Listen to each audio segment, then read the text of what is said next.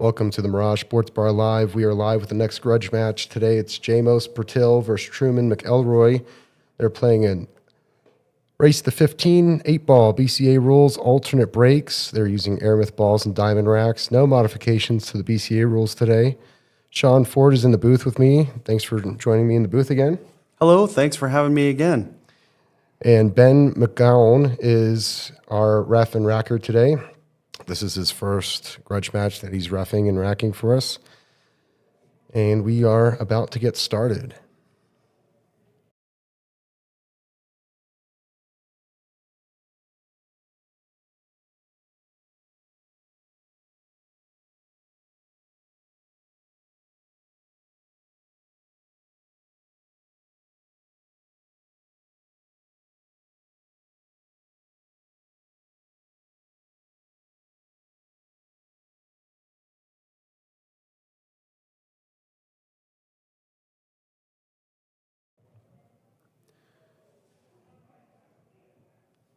You'll see in a moment, both players decided to dress as if they were in, what would you say that era is, the 50s? 50s? Yeah, that's what I was about to say.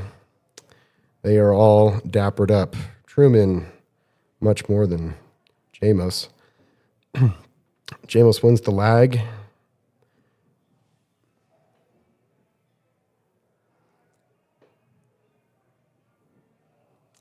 These players will be taking a 5-minute break every 5 racks today. Yeah, they can go ahead and break. They can break. Yes.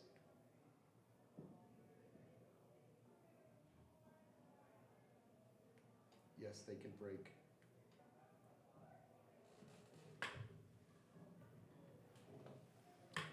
Oh, I guess Truman won the lag. It looked like Jamos won that lag.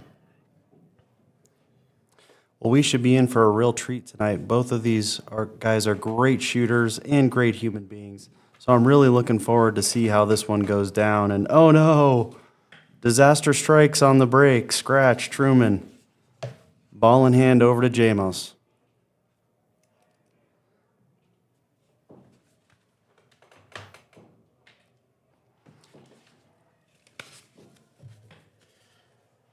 That's a pretty good break, though. Indeed it was. I like solids a lot. And with the ball in hand on the break, I would start with the 7-ball. Because that's your trouble ball, and everything else is wide open. No issues at all. Yeah, absolutely. Jamos has a great opportunity to work his way around the table, ball by ball, shot by shot.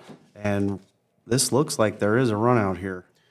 It would look like he may have wanted to roll a forward for that 4, but still, it's a pretty easy ball to get to.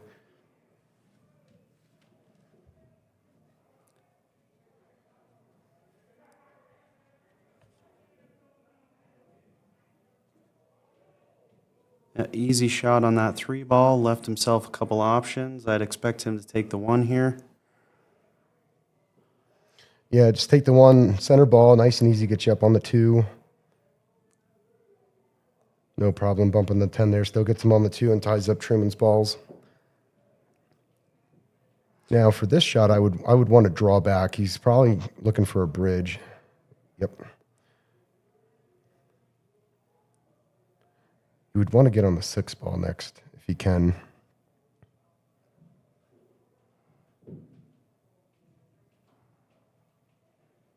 Ooh, rattles it. Yeah, little too hard. Maybe could have taken an extra second on that shot to really check his aim. Yeah, it looked like he was trying to hit it full, too. I would have tried using that rail, like cutting it into the rail a bit so the cue ball comes back out cross table for the 6.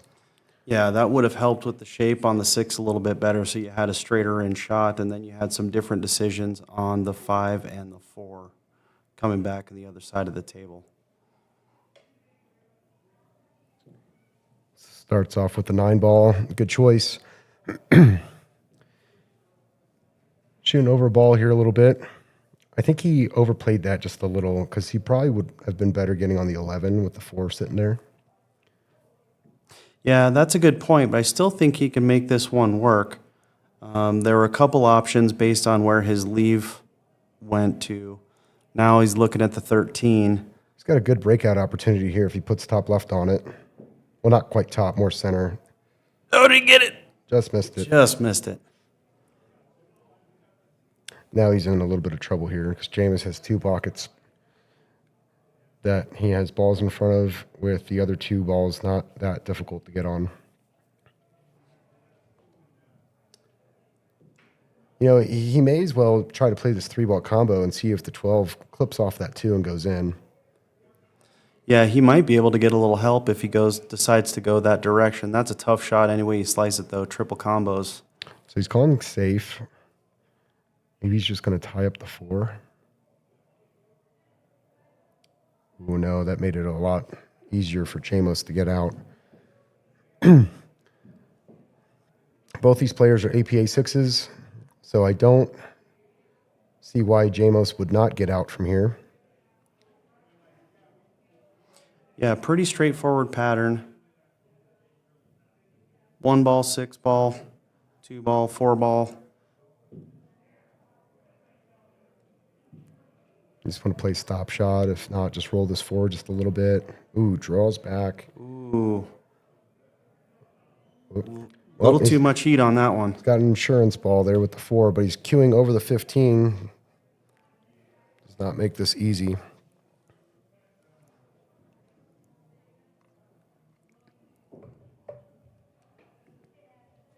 Good shot. Good ball control. He has perfect leave on the 2.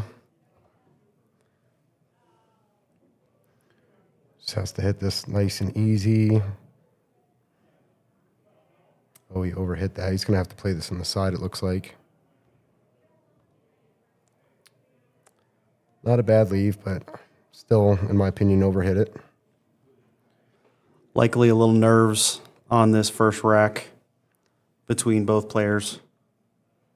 And there it goes. Nice. Nice out, Jamos. Well done. This is alternate break format, so Jamos will be breaking.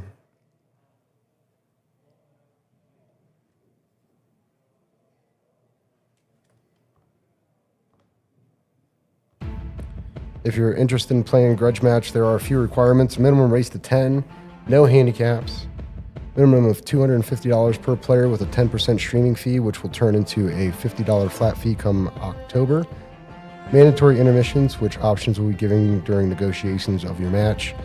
Everything else is up to the players. The format, the rules, choice of balls or racks. If I don't have them, I will buy them. Rack your own or third-party racker. There will always be a referee, so most players have just chosen to have them rack anyway. Winter breaks, alternate break. If you're interested, you can text me. My number's at the bottom of the screen, 720-576-9806, or hit me up on Facebook.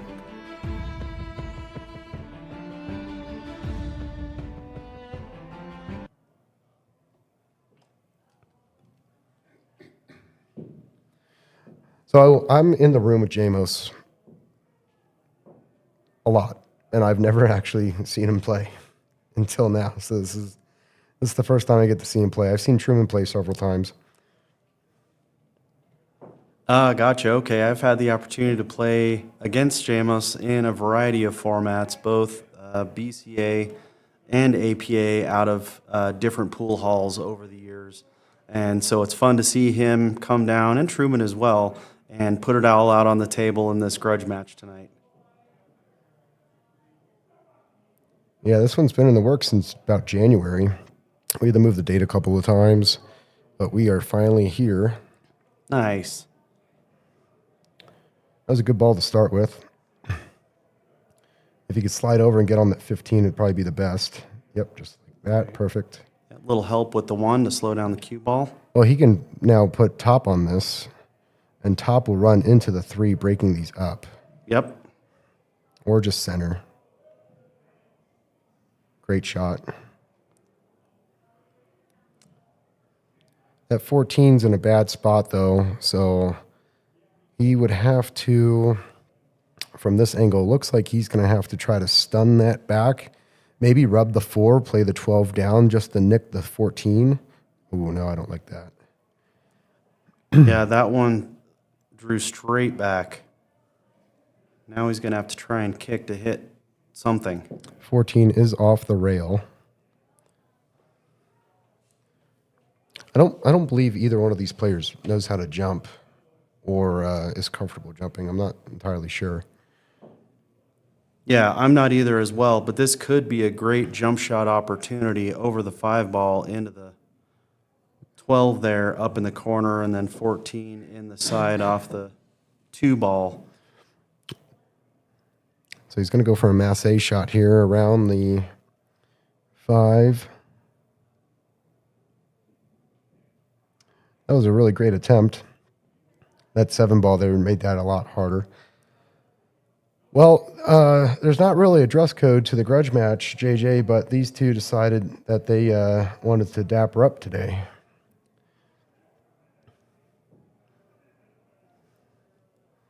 But they both pull it off really well.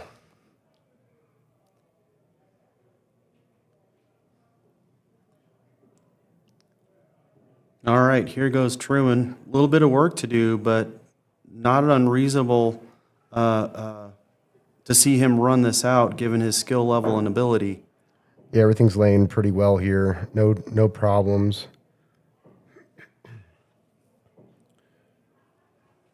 That was a good ball to start with. It's a little straight on the 6, but he's got that 2 ball on the side. Ooh, rattles it. He leaves Jamos a shot at this 12 ball too, and an opportunity to knock that 14 off the rail, like I had mentioned earlier. This is kind of the line I was expecting Jamos to get in the previous shot he took before he drew back and hooked himself. Mm-hmm.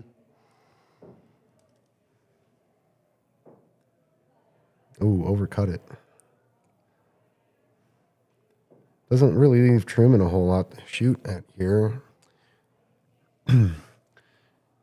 6 is a little bit deep, so I don't know if the 7 clears the 8 enough. Might have to go rail first, but you have to be a little careful there. You can't hit too far down on this rail.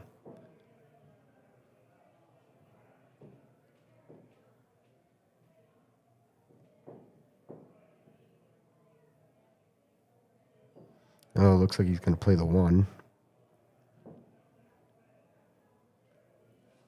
I don't know if he was trying to play safe there or not, but it wasn't too safe. I believe he can.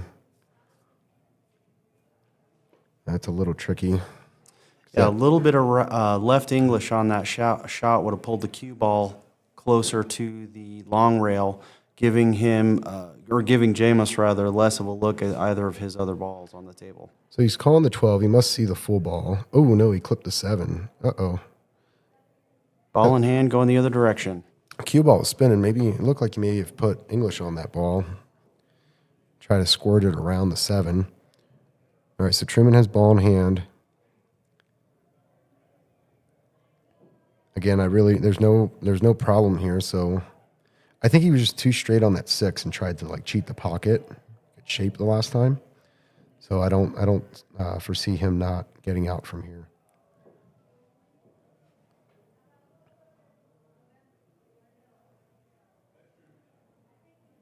There you go, easy on the 3 ball. I'm not a fan of combos, so I would use the rail, clip the 6 to get back on the 1 ball. Yeah, I'm not either. If I don't have to take a combo shot, I don't want to take it because it's easy to lose control of that first object ball you hit into the second ball and put it in a bad spot. Yep. Now, I think he overhit it a little bit because he's got a bad angle on this 1 to hold it for the 2 or the 4 next. He may opt for the combo here. He's got to make sure that 4 comes off the rail so he can play it in the same pocket. Oh, okay, he's going to take the 1.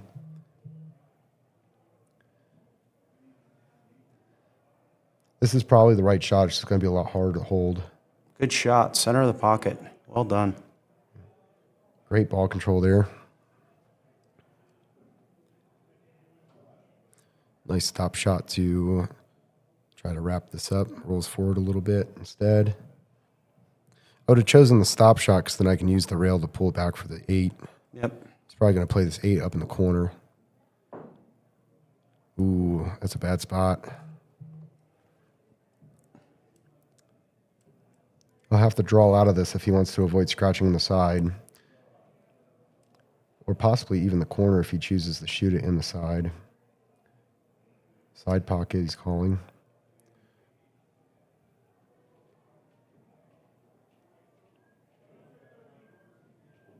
Good shot.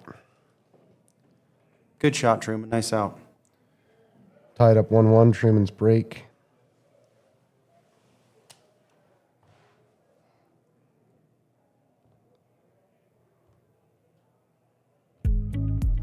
Hollow Insurance is located at the Mirage. They cover home, auto, life, and umbrella. Get insured with Hollow Insurance. You can visit them at hollowinsurance.com or call them at 303-245-2114 or email them at management@hollowinsurance.com. Hollow Insurance, protecting you like family. They're located at the Mirage in the lower section. There is a door on the northeast side.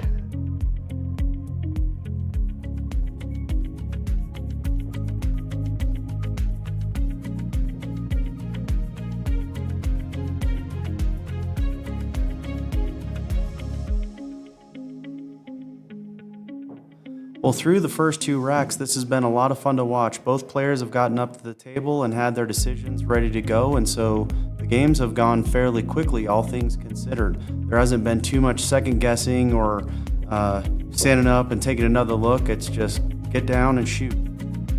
Yeah, and I expect that from these players not to take aggressively long when shooting.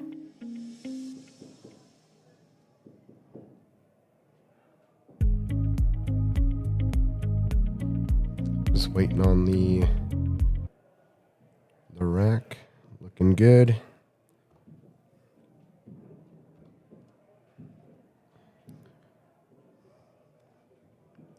See if he first or second ball breaks this. Head ball break. That was pretty good. 2 balls down. Really good spread. Stripes look really, really good.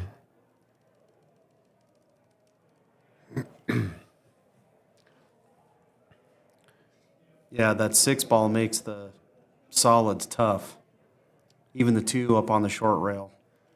So I would probably start with this 15, even though I'm shooting over a ball. I'd start with the 15, run into the 5, play that 11 to the side pocket, and then see if I have a good angle on my 14 to get up for that 12 ball there.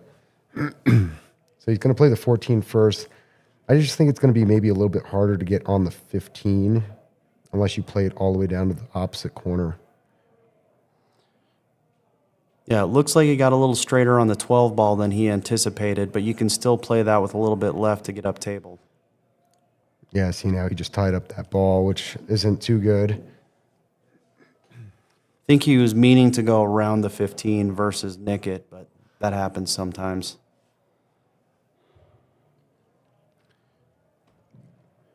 The 11 might go, you might have to do rail first. It's going to be really tight. Probably not the choice to take. He could potentially run into the 15-8 here, playing this 13. So he's going to go the other way. Is that 15 might go to the corner still, past the 8. Or he's going to run into it, one or the other. There could be another good breakout opportunity off the 11. So 11 in the side, play a little bit of left on the cue ball and come back and hit the 8-15. What was that? Oh, interesting. He must have miscued. It looked like he was looking at his tip afterwards. Yep. Well, he freed up Jamos' 6 ball, so the only trouble Jamos will have is either getting on this 2 or 4. The 4 ball, not so much. The 2, I think, is going to be a little bit tougher for him to get on. Good shot, good angle.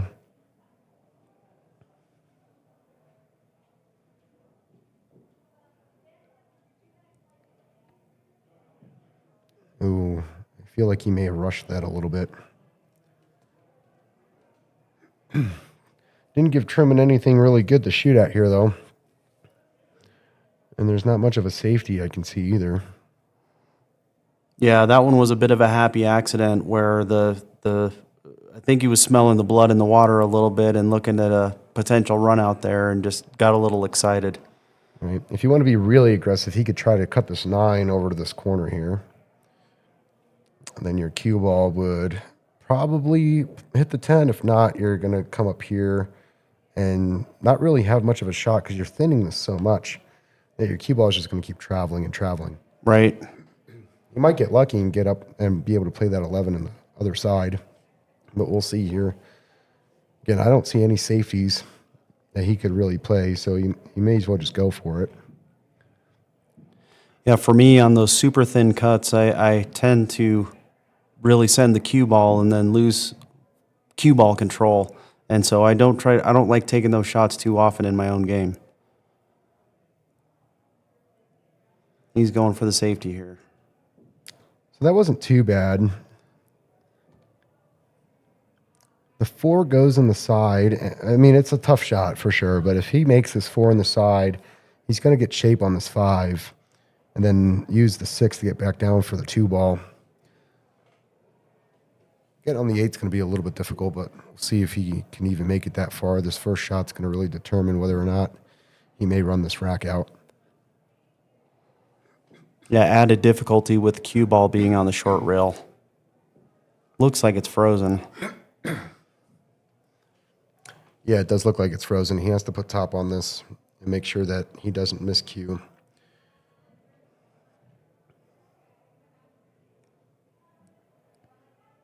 Yeah, I believe he did miss cue. No rail, ball in hand. Well, good safety by Truman then. Yeah, indeed it was a happy accident. It does look that 15 goes in the corner now a little bit more easier than it did prior. So playing the 10 here would probably be a really good start. Yep, just like that. I think I would play it a little bit more off the rail, less angle, so that I could come back to center table. Yeah, because I would have wanted to play the 9 in the side next. Yeah, and just work your way back up table to the 11, then the 15, and then 8 in the opposite corner. Yeah, I would have wanted to been like right there. So if you line that up a little straighter, your cue ball comes right back to that spot for the previous shot. Now it might be in his best interest to play this 11 and see if he can make that 15 or at least push it up towards that pocket because Jamos has 3 balls over there. And he's going to need that pocket eventually for something.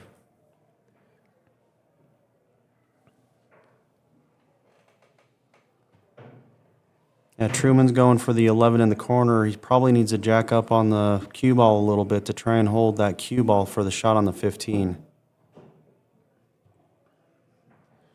Yeah, it looks like he would have had a pretty decent shot at that ball from where the cue ball's sitting. Good safety opportunity here if Jamos clips the 4 on the right side and just tucks it behind the 5.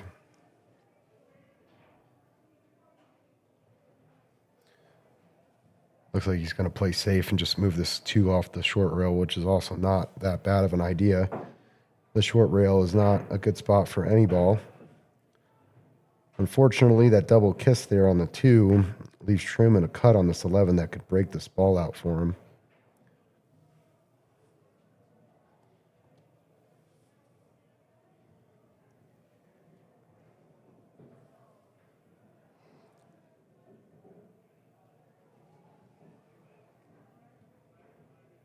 Let's see what he decides.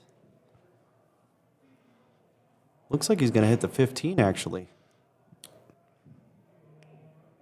That was a really interesting play. I don't know if I like it.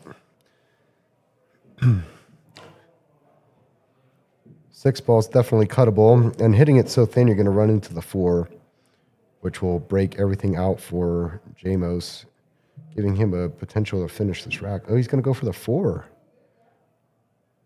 Oh, he called the 4 down in the corner. I'd be thinning this 6. Yeah, I have to agree with you on that one, Derek. Thinning the 6 over and running into the 4 ball would have taken care of your last problem on this table and opened the rest of the shots up to get out. Yep. And now he's in the same 4 ball, 5 ball problem that he had earlier.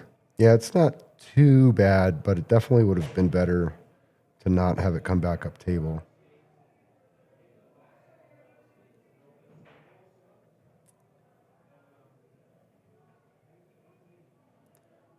All right, so leaves Jamos the 2 ball to get started here. I don't know if I would thin this 5. I think I would start with the 2. There's really no purpose in thinning this 5 because you're not going to run into anything. If anything, you may run into the 11. Yep, 2 ball. Good call. Just float it in. Make sure you come off the rail. You can play the 4 or the 5 afterwards. Good shot. Now, this all depends on your comfortability. If you want to play the 4 and slide out for the 5, or if you want to take the long 4 ball down past the side pocket and play the 5 first and just follow up a little bit. Yeah, for me, I like the 4 ball first. Don't need to hit it too hard. Just come off the long rail. Give yourself a chance on the 5. Oh, he went a little bit different direction, but that does leave him tougher on the 4 ball going the other direction. Yep. And then he has to make some different decisions on how to get back on the 6. So he's going to try to draw this back past the 8 there. Oh, interesting. That's not what I thought he would do because now he doesn't have any shot. Oh, it looks like he may be able to thin this ball, but a lot of cue ball movement, not too good. Oh, makes it gets a nice solid hit on that 8 ball. Great shot.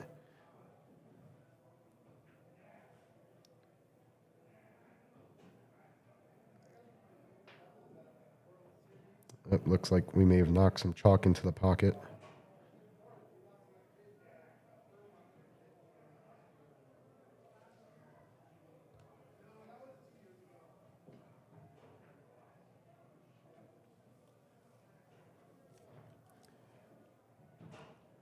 Makes the 8 to go up 2-1. It is Jamos's break, alternate break format.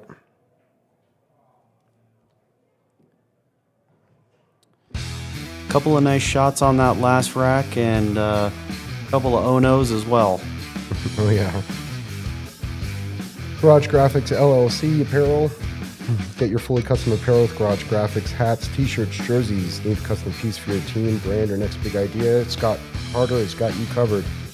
Check out his website at garagegraphics2.myspotify.com or email him at garagegraphics26@gmail.com. QR code will take you to his website. Garage Graphics is a locally owned apparel business by one of the pretty awesome, great players that visits the Mirage quite often. Scott Carter's a great guy. He plays really well. Don't underestimate him if you get in a game with him. Yes, indeed. He's knocked me out of more than one Monday night local tournament here at the Mirage.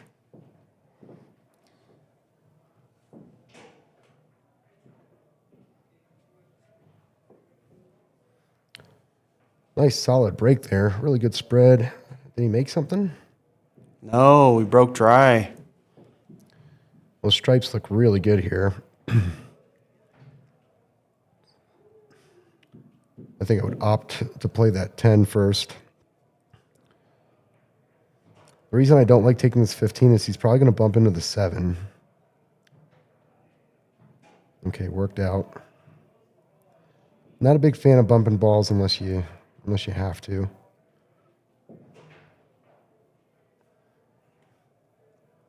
Don't tell me he's cutting this 13. Oh, no. You had so many other shots. Just missed it. You had so many other shots to get back on that ball. 10, the 12, the 9, I think may have passed. Yeah. Yeah, Jamos has got 3 problems to deal with. The, what is that, 2-7, 3-6, and then the 5 ball up on, or 5-8. Yeah. Lots of problems. Truman definitely has the advantage in this rack. Ooh. Now he's got a really good advantage. At 13 to the side. I don't know. I don't think I would want to take that right now, though, unless I draw out of it. That 10 ball sitting up in the corner, like, just get rid of it. Jamos doesn't need it, right? It's not blocking anything.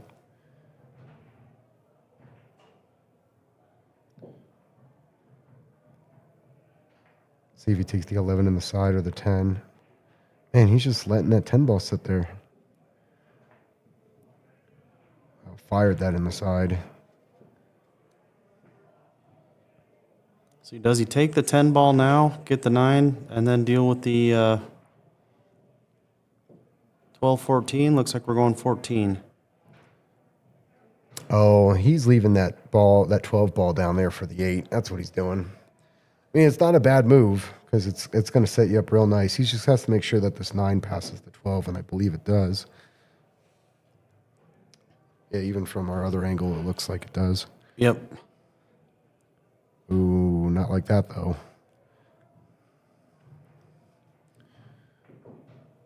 Well, he has no choice but to take this. Now he has to try to slide around the balls to come back up. Let me draw that a little better. He has to hit this rail and come back out for this 12. Overcuts it, but yeah, he would have got there. Smart move here would just be to tap that 1 on the rail or the 4, either one, just to get it off the rail or hide him up real good. Looks like Jamos is going to go for getting a few more soldiers off the table. 3 ball, 6 ball. He may have angle to slide over and break this 5-8 out. Now he chooses to just draw it.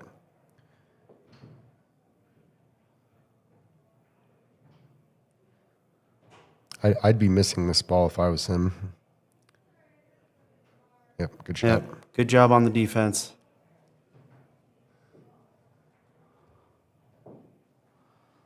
That put Truman in the situation where he's either kicking or jumping, one of the two. Yeah, he's looking at the kick. I assume not to see any jump shots this match.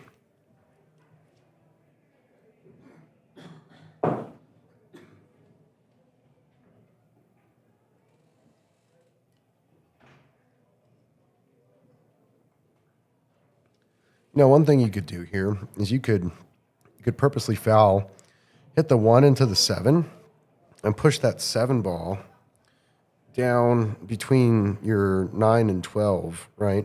Mm-hmm. That way, it makes the breakout a lot harder for Jamos, and still leaves you in control of the table with your ball in front of the pocket.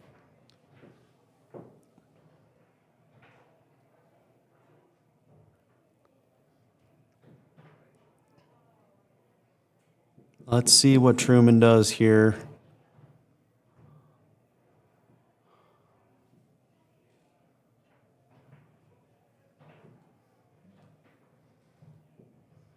Looks like he's playing the 9. Yeah, not a bad shot. Not a bad shot at all. So Jamos has a good opportunity here to get that 8 ball off the 5 and not really leave Truman anything if he can just wedge it in there between the rail and the 5 ball. Create some separation, free up the 5.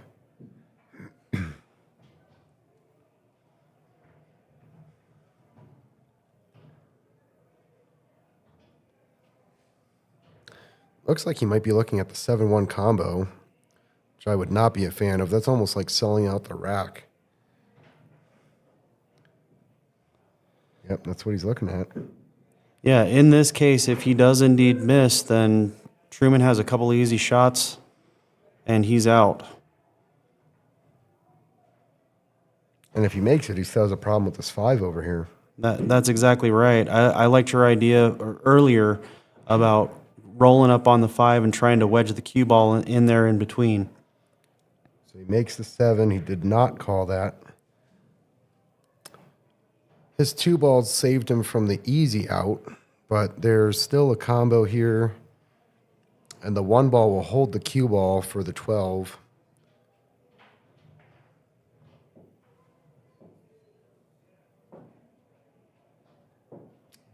Ooh, he hit that a little hard.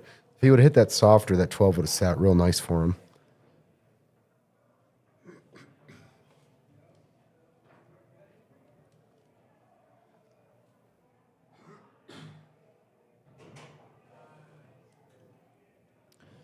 Good shot. Ties everything up. It's not going to make it easier for either one of these players to get out.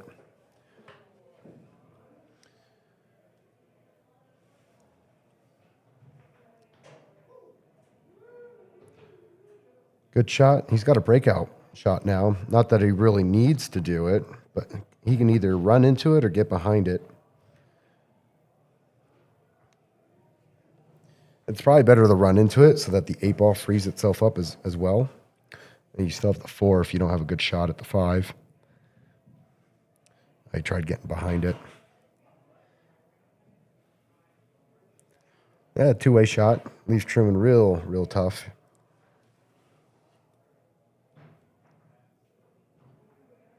Yep, Truman's going to have to kick at this 12 ball again and hopefully not break out the 8-5.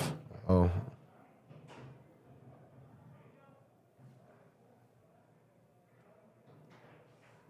We may have to review this one. Yeah, at first glance, it looked like it did wiggle back and forth between the 12 ball and the rail.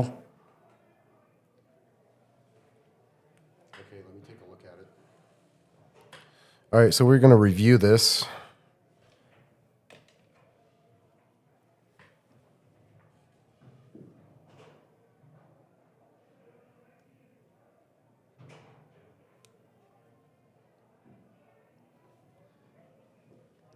Be a really close one.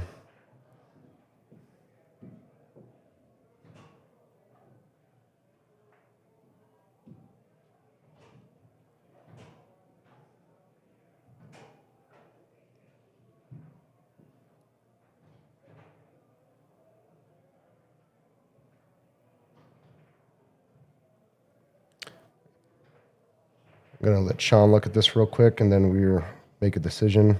I believe it's a good hit.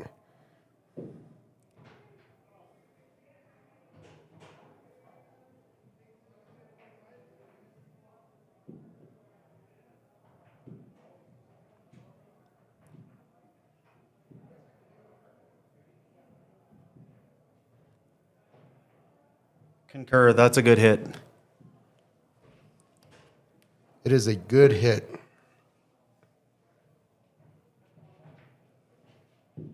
Yeah, the cue ball went rail, object ball, rail.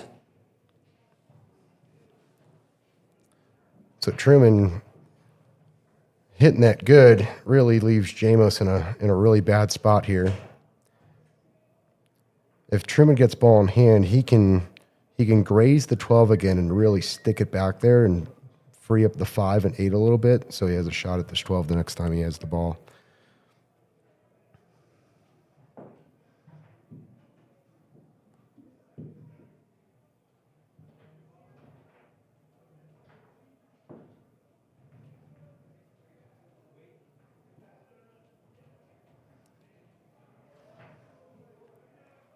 It's jacking up a little bit. Wow, great hit. Fantastic. So Truman's got to be careful here because the 12 looks like it's wired to that 8. It's not frozen to it, but if he hits it the wrong way, he could early 8 this rack.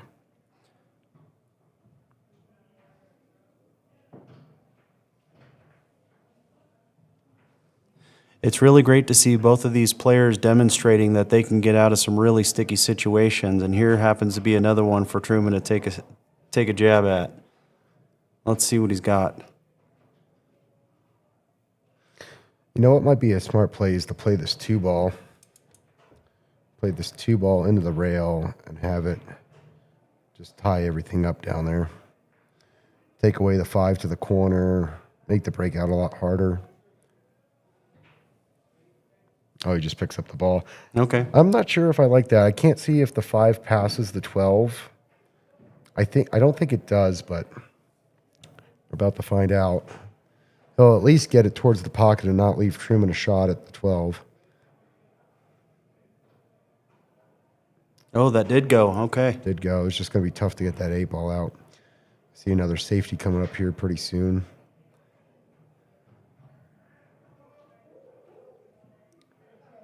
Overplayed it to get an easy safety on the 4 by just tapping it to the rail and letting it slide out.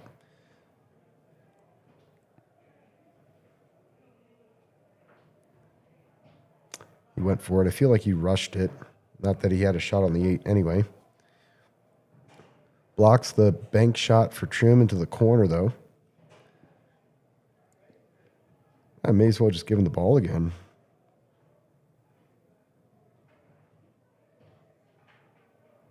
Ooh, did he get him? I think he. That's close. I don't think he can make it. I think he's got a kick at it.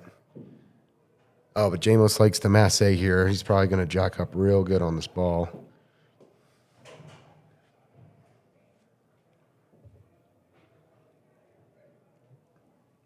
Oh, yeah, he's up real high. Overdid it. Well, heck of an effort by Truman to pull off that defense and force Jamos into a Massey type shot. This should be a very easy run out for Truman to pull it 2-2.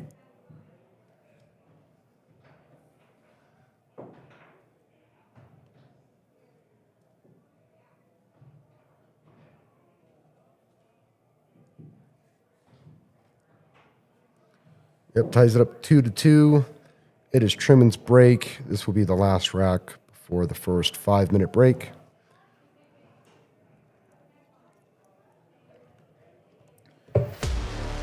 If you'd like to contribute to the Grudge match, you can with Venmo. Any contributions are greatly appreciated. I want to thank everybody who's been supporting the Grudge match. It is not overlooked.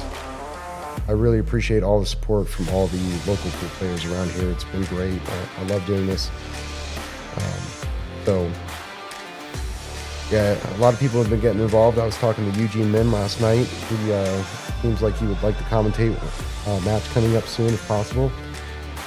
I love getting some of the players down here to experience commentating. It's just overall, in my opinion, great. Yeah, absolutely. I love this being my second time and watching how others play, how they think about the game, the patterns that they are picking out and choosing and going after, and how that ultimately ends up playing itself out in the game itself. Truman with a solid break. Didn't make anything on this one, so over to Jamos.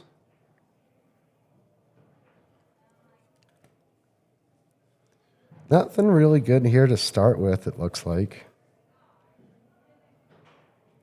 Maybe the 2 in the side. Yeah, that looks to be a better shot than the 11 in the side. That's much of a steeper slice at those side pockets than the 2. I think he's playing the 4 in the corner. Not a bad. Yes. Not a bad ball to start with either. If he can cut the 6 ball in and use the 11 to hold it for the 2, he should be in pretty good shape. 7 looks like it should pass the 3. Yep, good shot. Holds it for the 2. He's shooting from the rail, though, now, so now he's got to kind of force follow this 2 rails to get back to the 7. Oh, decided to come up through the window. Well, leads Truman shooting over a ball to start his turn at the table this rack. Yeah, Truman's got a couple options here. 14, 10 ball. Yeah, just shooting over a ball is never fun.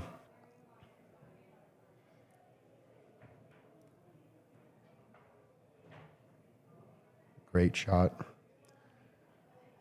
I think I would opt to cut this 13 ball in here.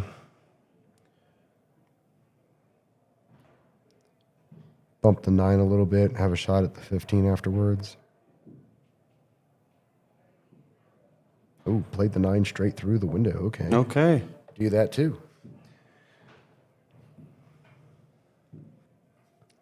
That one did not look like it went from this other view over here. No, it probably would have looked like it went from another view we have over here, but we didn't switch to it. There's a million ways to get out, and Truman is working pretty well at it right now.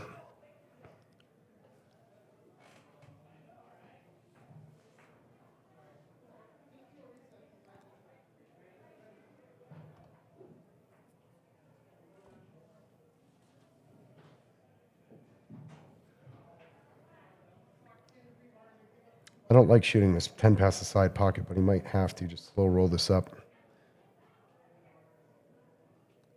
A little more angle than I would like.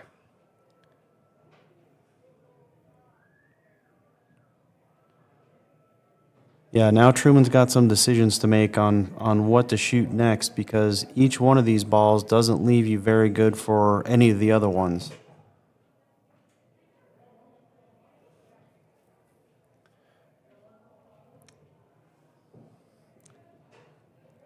He does have a shot at the 15, but it's going to be a lot harder to get back down for those two balls he has there. Yeah, if he does take that 15, he's going to have to play a lot of top and try to get around the 185 to get on that 10 or 11 ball.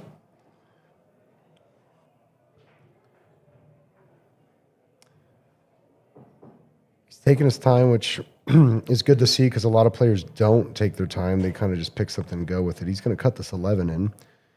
Not a bad choice. It's just tough. But he played it. He played it great. Great shot. That's a really tough ball to hold. And he held it well. Now he just has to play center ball here. Should come out just enough for the 15. Ooh, it rolled out on him. Uh-oh, I see a safety battle starting to brew here. I was just about to say the exact same thing.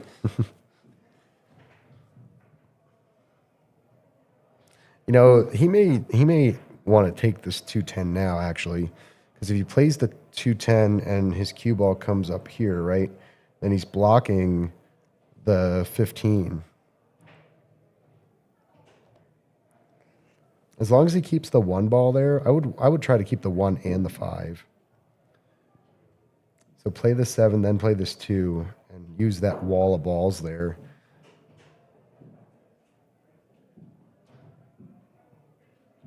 Oh, he's gonna clear stuff out. It's not good.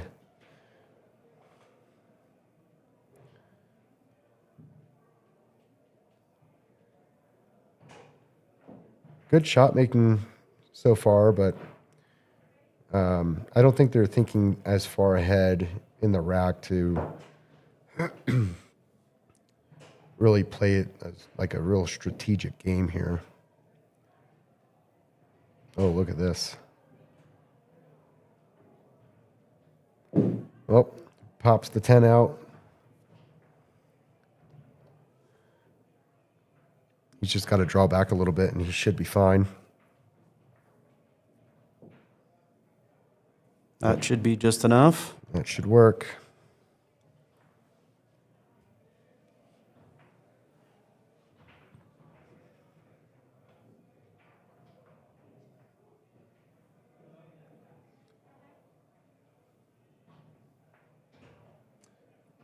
Good speed, good ball control. 8 in the side to take the lead, 3-2.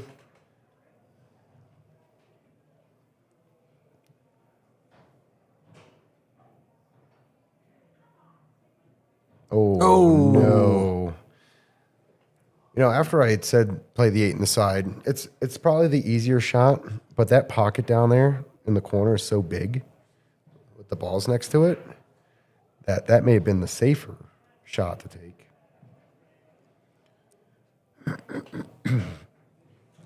Jamos still has his work cut out for him here. He's got to make both of these and give himself shape on the 2 ball.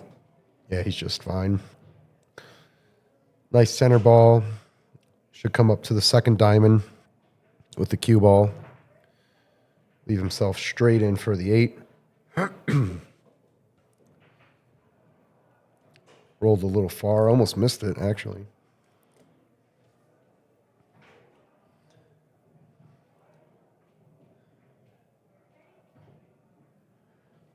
There it is. All right, that's rack number 5. We'll be back in 5 minutes.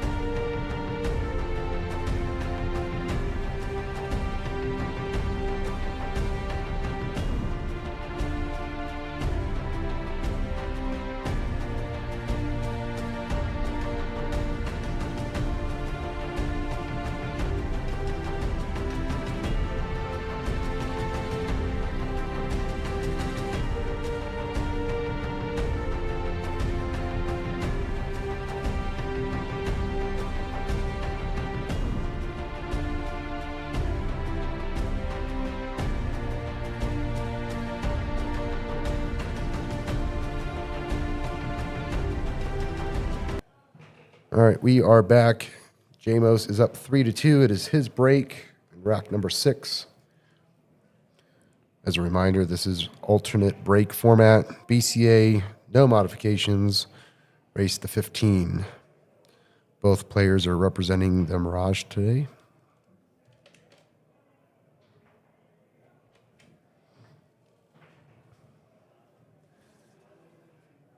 Second ball break. Uh-oh, he's going to scratch. Oh, Pretty good spread except for this little cluster right up here. Nothing ball in hand can't solve. So I'm not a fan of combos with ball in hand, but playing the 9 into the 5 to free up the 4 ball would probably be a really smart idea. yeah, that's a great point because you basically open up the rest of the table for the solids. Except for the 2 down there. Two's your problem.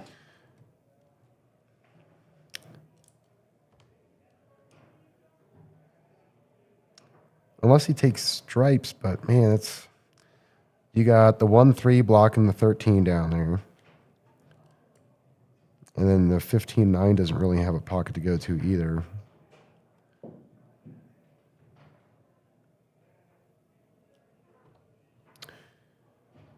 Oh, I'd probably be choosing the 5 ball right now so that I can come over and try to bump that 2 out of the way.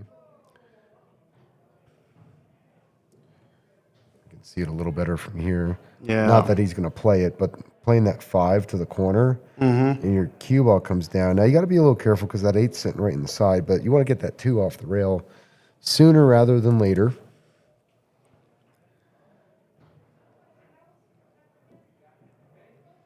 You could potentially get pretty close to it now.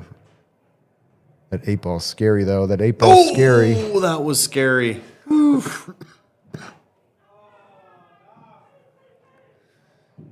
But now he's got to get the 2 off. The only real shot he has if he wants to continue this run is to try to bank it down here, but he's playing the 4. Well, he's freeing up Jamos's balls now.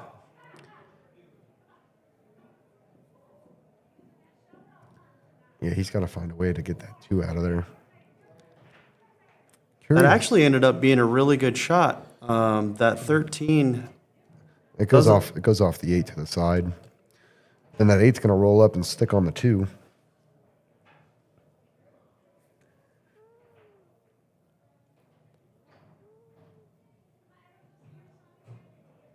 Yep, good shot. Nice shot. The 2 ball does now pass the 8. Makes it a little bit tough, but if Truman gets back to the table, at least the 2 ball is freed up. Now it's really going to get freed up because he's taking the 12.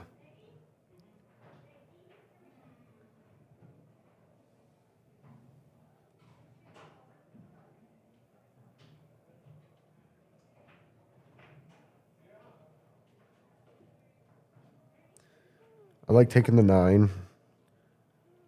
Bump into the 5. This is one of the times you can bump into a ball because you want to get it out of there. Good shot. Take the 11 down. Draw back a little bit for the 14. 15 and then the 8 in the side. Could be out from here. Mm-hmm.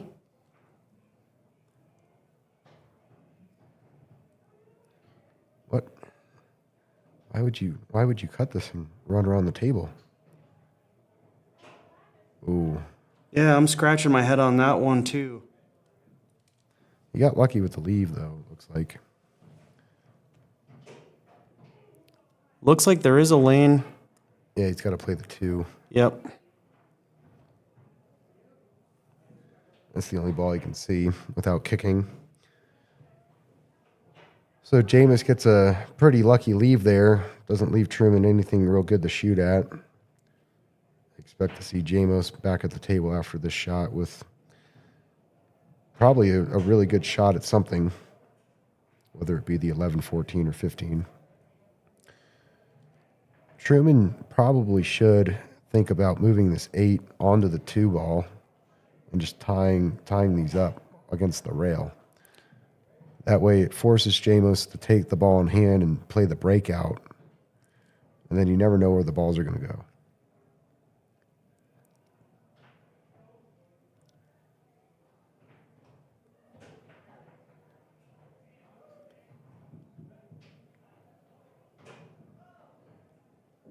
Yeah, I don't know if I really like that shot all that much.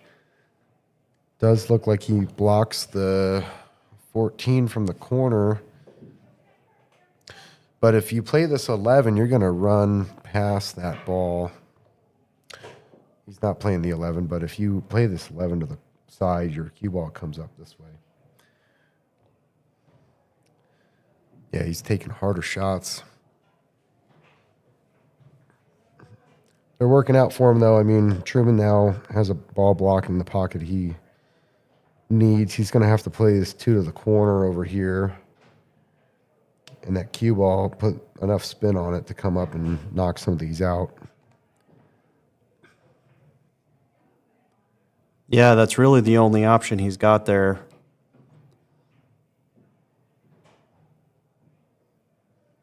Oh, he soft played it. Now you got to hit that harder. You got to put more spin on that.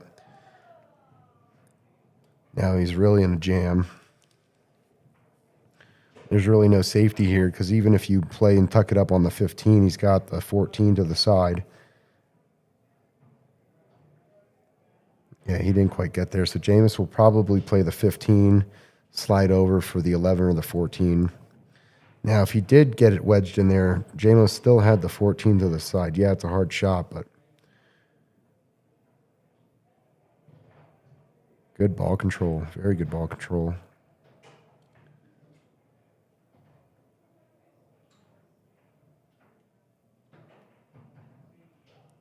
Using the rails to get shape. I like it. Don't be afraid to use the rails. Yes, indeed. The rails are your friends. Now, he underhit it a little bit because now he's on the wrong side of the 11. He's got to draw into the long rail near the 5 to get back on this 8 ball. Or force follow, but you're kind of like forcing the shot now.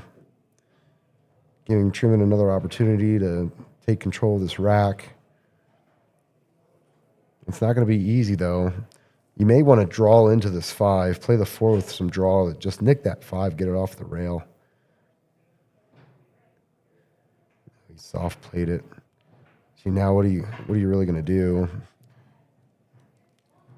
You could thin this ball and leave the cue ball down table, giving Jamos a bank at the 11.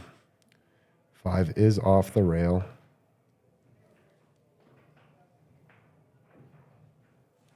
Oh, wow. He's calling it. Cutting it. Oh, my goodness. He's going to sell out if he misses this. Yep, so he deked us out. That was a good shot. I just try, like, giving more distance between the balls, which is why I would have played it the other way.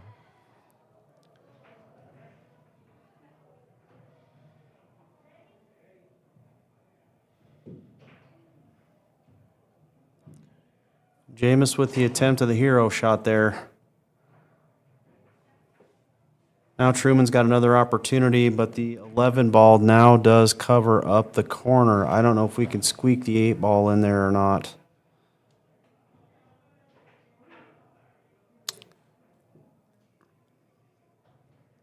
I don't know. It might go. You might have to force it through that hole, though.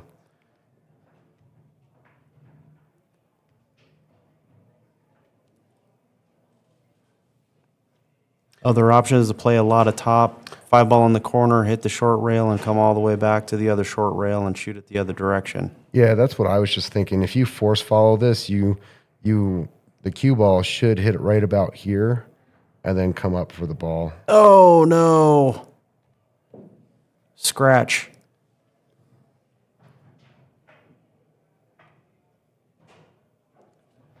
Jamos with an opportunity here to take a 4-2 lead over Truman.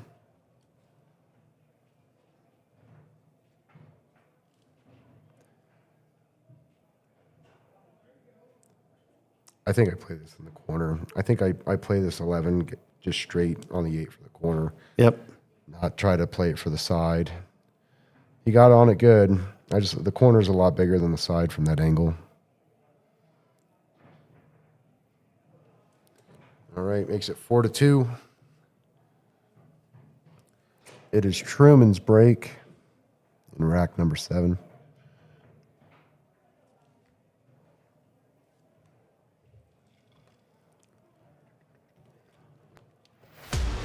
We have free poker tournaments here at the Mirage on Tuesdays and Thursdays in the Garden Bar, which is the lower section of the Mirage. Registration is at 6 p.m. Cards fly at 6:45. Come early, hang out. There's a bunch of people here on Tuesday and Thursday kind of just chilling down there before everything gets started. They have cash prizes and drawings throughout the night.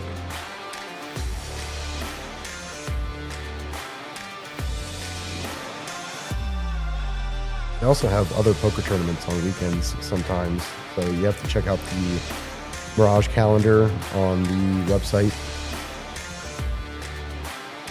if you would like to know more about the poker tournaments.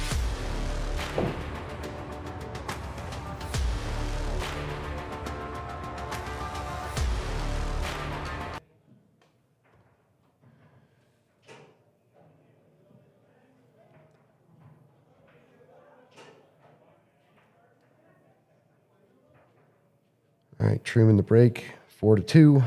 Scratches in the side. Oh, man, a second scratch in the side on the break for Truman.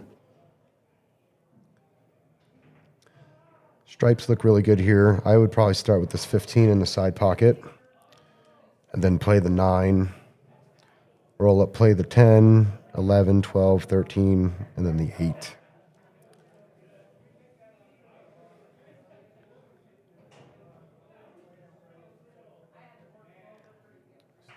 Yeah, you were looking at the right ball there. 15 first. Yep. Just roll up a little bit, play the 9 on the other side.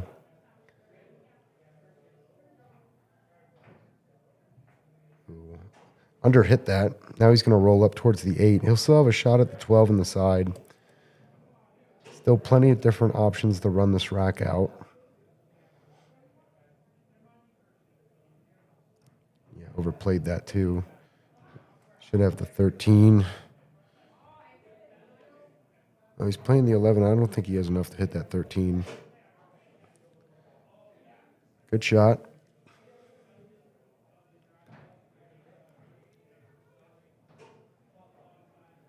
Now he's going to thin this ball to come up back to center table, so you have to be careful.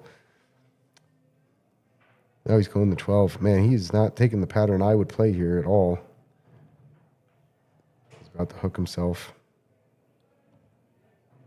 Nope, he still has a little bit of room.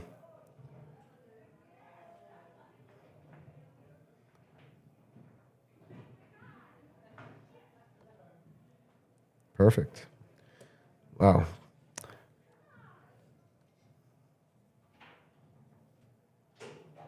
Great leave on that 10 ball. He just needs to roll up and give himself some shape for the 8. That 8 should go on the side. Looks like it passes the 7. Or you could just come off the short rail and play it in the other corner. Oh, wow. Living dangerously. He's going to have to play this in the other side now. Man, he ran this rack out in quite the... I don't even know what word to use for that. That was really kind of all over the place. He made it work, though. He did. He did indeed. He played as the leaves gave him, and... let's see what he can do with the 8 ball. Yeah, he's going to cut it over to the side here. It's really the only shot he's got.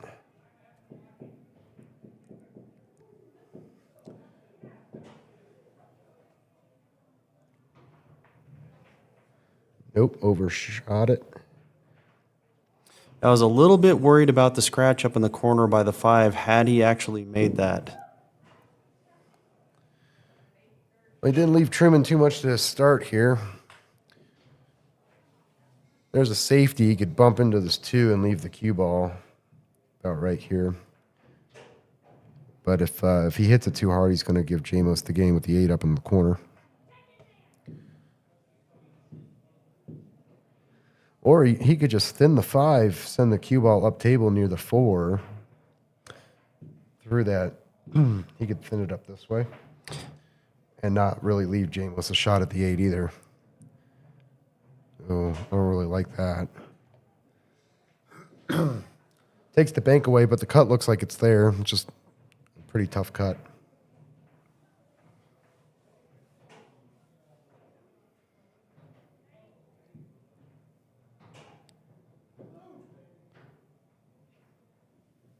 Yeah, I liked going up table and trying to get the cue ball on the other short rail or near to it to take away any sort of shot that Jamos would have on the 8 ball here.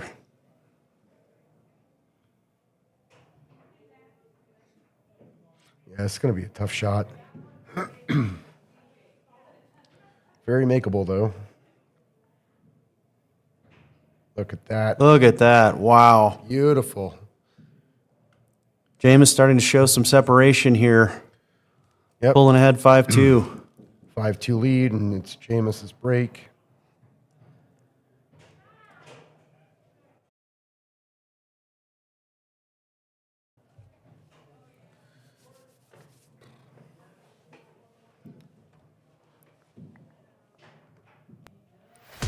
We have BCA League here at the Mirage on Tuesday nights. It's 8 ball only, Fargo rated, so it does go towards your robustness and your Fargo rating. Play 5 games guaranteed since it's a round robin format. Tuesdays at 7 p.m. It is a full house. I don't believe there's any room open for new teams. You'd have to come down on a Tuesday and ask around. Most players, when they start playing out of the Mirage here on Tuesday, they sub on a team for a little bit before they get a permanent placement. But this gives you a chance to go play in the World Championships in Las Vegas. Rebecca Levine got second place in the silver tier women's bracket this past year. That was amazing. Great performance by her.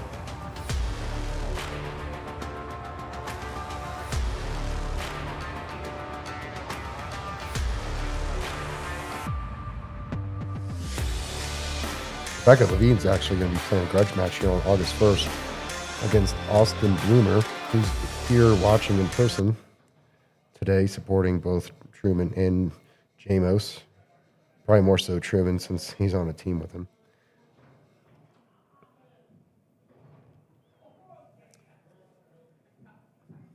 Ooh, tough table. Looks like the only real shot here is that 1 up in the corner. Yeah, maybe the 4 on the side, but I like taking the 1 to the corner, like you said. It gets a ball that's kind of in a bad spot out of the way right away. Solids are definitely the option to take. Yep. Ooh, clip the rail too soon.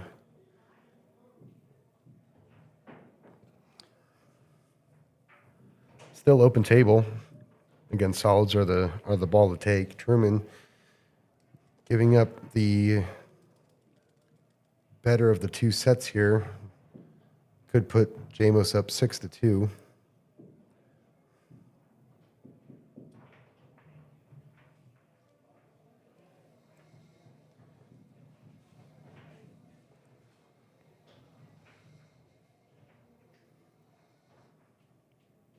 Oh, he hit that too hard in my opinion. I would have wanted to be about here with that cue ball, take that 1 and then the 5 and then start working up table again. Not to say that he can get back on it. That 5 also goes in the corner. She's going to play now. Good stop shot, get you back on the 1. Or follow it forward, and Ooh, did he roll too far? I think he did. It's a tough angle to see. He might be able to squeeze it in there. But he's leaving that 1 ball for last, it looks like. Now he's going to play safe, maybe. Yeah, decent shot. I mean, Truman's balls are all blocked by the 2, 6, tied up here. Big mess up here. In this case, I'm going to go ahead and play a safety shot on the 10 and try and hold the cue ball behind the 13-11. Yep, absolutely.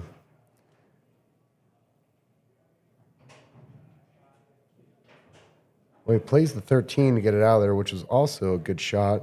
Separates those balls. See, this is where you need to know your opponent, because if you have an opponent that can jump, that one ball is actually pretty easy. It's not a hard one ball to jump.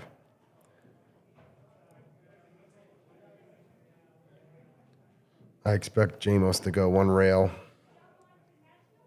then through. 2 is off the rail.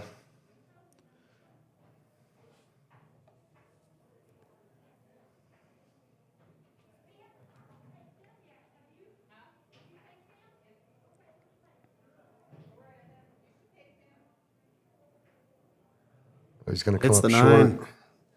Good safety by Truman. It's going to get ball in hand. The balls look a lot better now, besides the 9.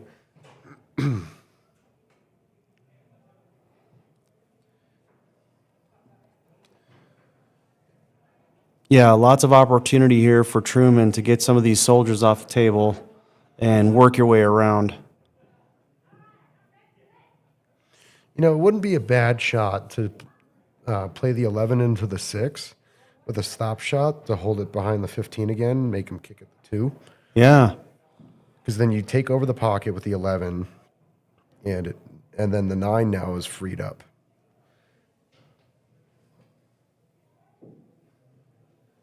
Because I don't really see how else you get that 9 ball out of there. Maybe he plays it off the 2. Looks like that might be what he's after here. Well, the 6 could help it in for sure. Oh no, he's just trying to take over the pocket. Good play. 1 ball passes the 8. Truman taking control of the rack by blocking the pocket.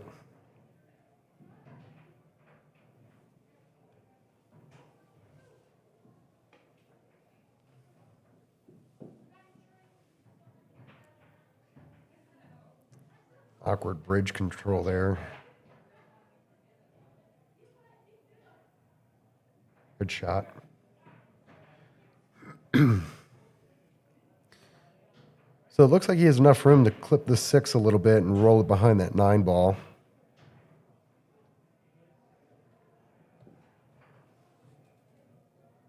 I believe the 6 is frozen. Yeah, the play on this is lots of right English, hit the rail first. I'd hit the 6 first. Have that cue ball slide past it and hook behind the 9. Let's see what he does.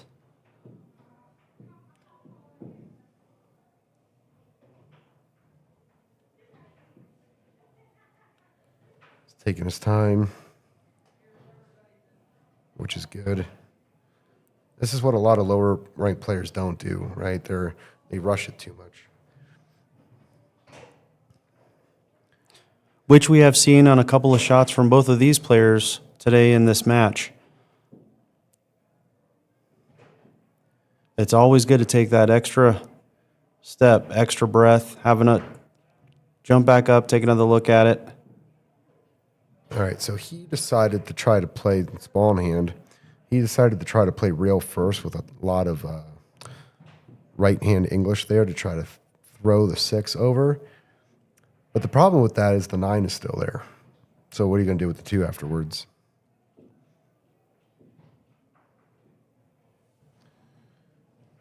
Truman has a really good opportunity here to close the gap a little bit.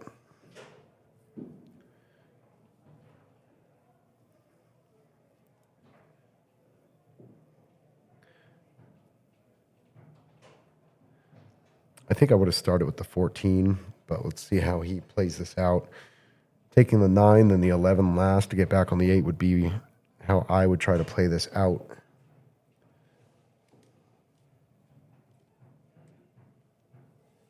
Yeah, the biggest thing for me on this rack for Truman at this point is to save that 9 ball until his last shot. Dang it, in this case, he missed the 13. He did get good shape on the 15, though. The 15, He did. then 9, 11, back down for the 8. Again, let's see if Jamos plays the 6 and tucks this cue ball behind the 9. And he's looking at a kick shot. Not too bad, because if you hit the 6 full, it could play off the 9 into the hole and break the 2 out.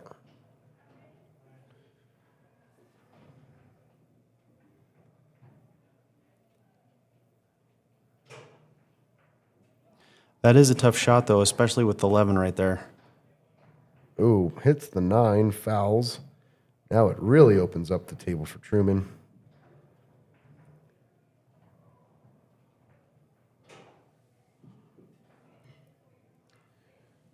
All right, Truman, this is a juicy one. Several options to play this one out. Looks like he's going to go 13, then 15 in the other corner. And the 11 and the 9 after that.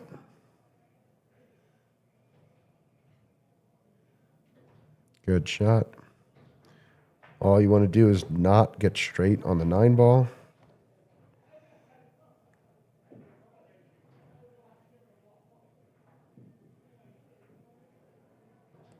Looks like he got a little bit of an angle. He can follow this and come off the short rail back down for the 8.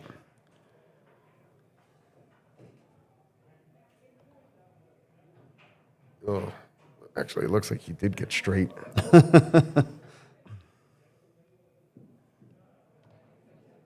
Little bit of draw here could go a long way, though.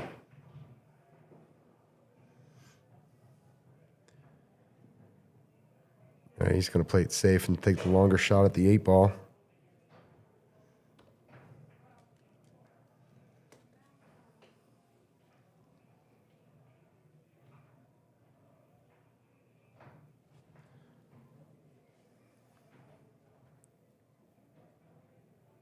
Good shot. Good Closes shot. the gap a little bit, makes it 5-3. Well done, Truman.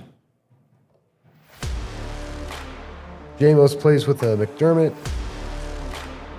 Playing cue with a Predator shaft. Playing tip is a Predator victory tip. Break jump cue. I don't remember what he said he had, so it's blank, and he plays with Louis Roku chalk, which I believe he dropped in the pockets, and now he's playing with Masters. Hate it when that happens. Oh, I always keep mine in my pocket, man. It never touches the table. Chalk's too expensive nowadays. Yes, it is. Masters. Yes, it is. It is Truman's break. Act number 9.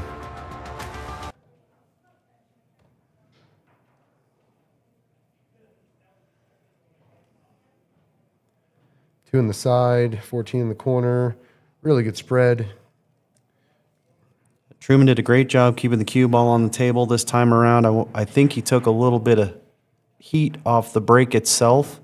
Derek had some great comments around breaks in general several weeks back, and the comment simply was, you don't need to put all your weight into the break. You know, take a little bit off so you have better cue ball control. And we saw that here for Truman. Yeah, that's exactly right. You don't need to put a lot of power behind the break. You want to have more control and just let the balls do their thing. They're going to spread out.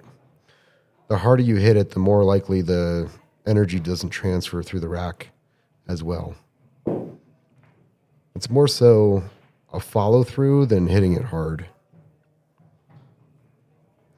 I don't know if I like taking that shot to start off. Stripes look a lot better. The 4 does pass into the corner. Yeah, and he just gave Jamos a really good opportunity here. There's really no trouble for these balls.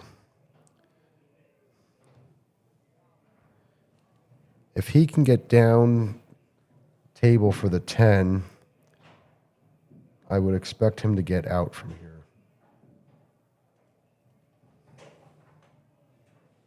Oh, misses the 13. You can play the 3, slide over between the 8-5.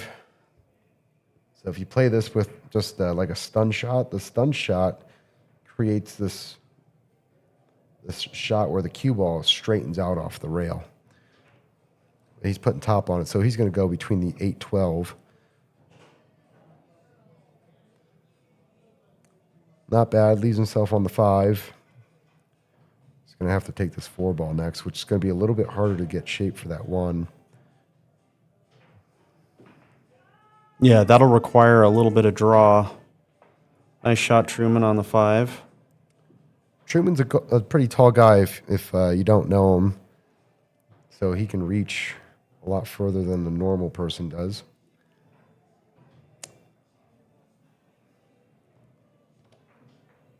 Yeah, he can't see that now. I don't believe he can cut that 1 ball in.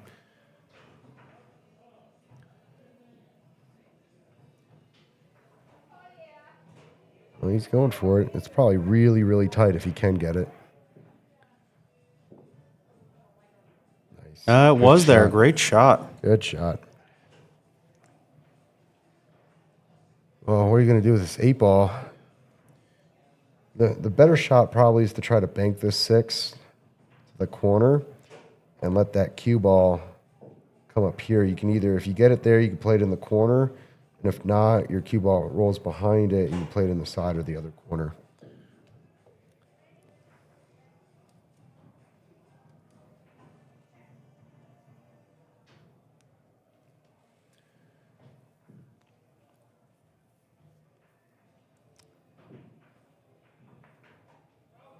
Wide open table now.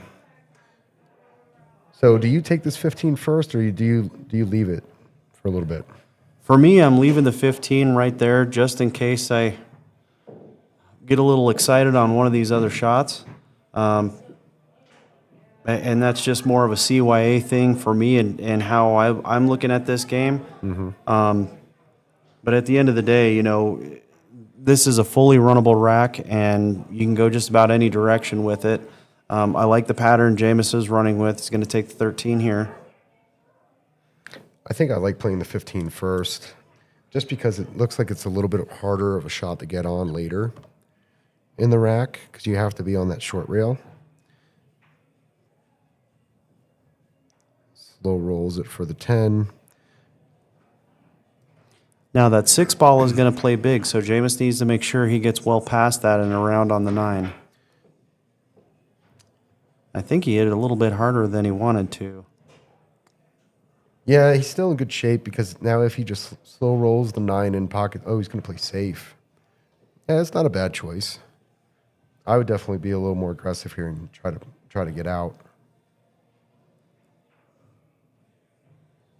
Good safety.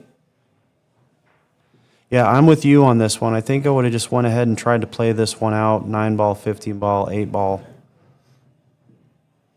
It did make it a lot easier for himself now if Truman does give him ball in hand. 9, 15, wrap around for the 8 in the same pocket.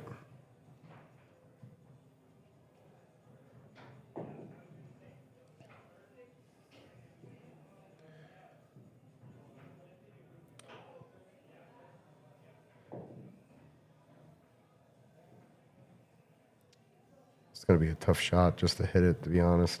Yep. He's got to go below the side pocket and hit it kind of hard, or go on the other side of the side pocket and hit it soft to create that angle. Oh, just missed it. Jamos gets ball in hand for an opportunity to make it 6-3. I'd play the 9 in the side here. He's going to go to the corner.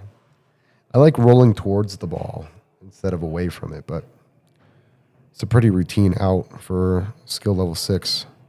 Should not be a problem.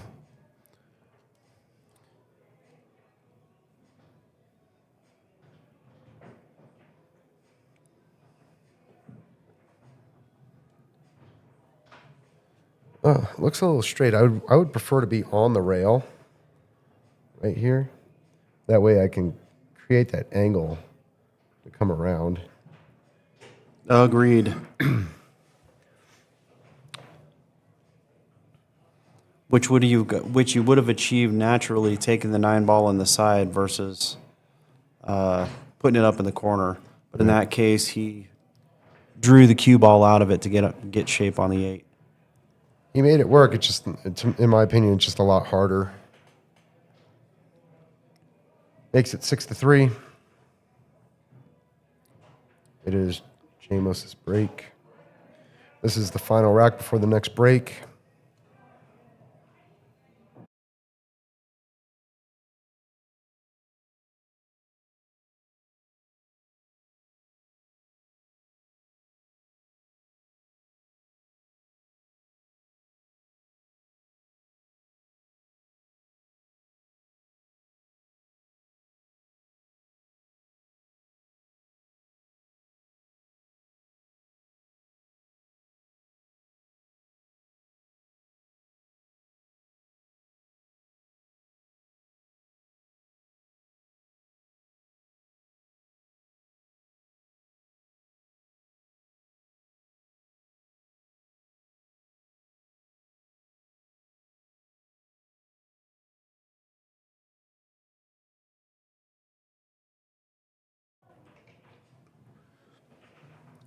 Jamos checking the rack. Totally acceptable. They've been breaking good, though.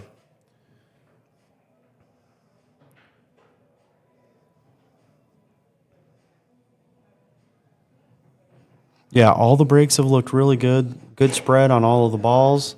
Both players have had one or two scratches on the breaks, however, handing the ball over to their opponent, making things a little bit more interesting. But this has been a lot of fun so far, and seeing all the great shots that these guys have been making and really trying to take advantage. Currently, Jamos has the lead, 6-3 over Truman, and so this will be another big one. Yeah, stripes look really good, too. So I like the choice of starting with the 13.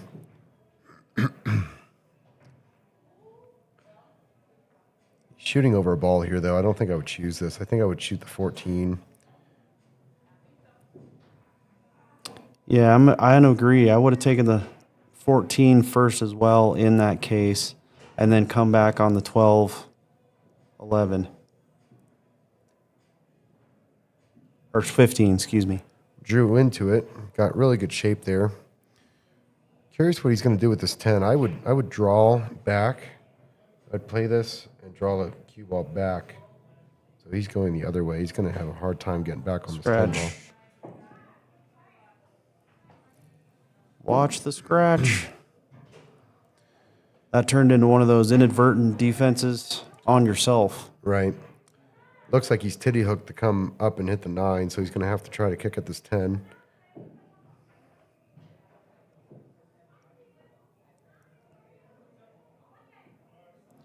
Comes up short, hits the 6. Ball in hand for Truman.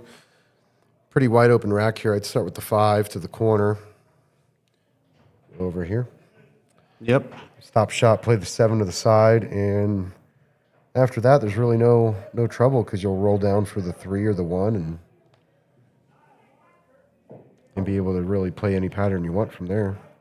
Yeah, I'll be curious to see. I know Truman's game pretty well. If he leaves the 5 right where it is, blocking the 9, to make that a little bit more painful for Jamos if he does make it back to the table. I do not like taking the 6 first because the 6 to me is the ball, the key ball to get back to the 8 a lot easier. I think he's going to struggle getting back on the 8 ball now that he took the 6 out of play, but we'll see how he wraps around this rack. Also, it's going to be a lot more difficult to get on this 5 because you have to be in this space here.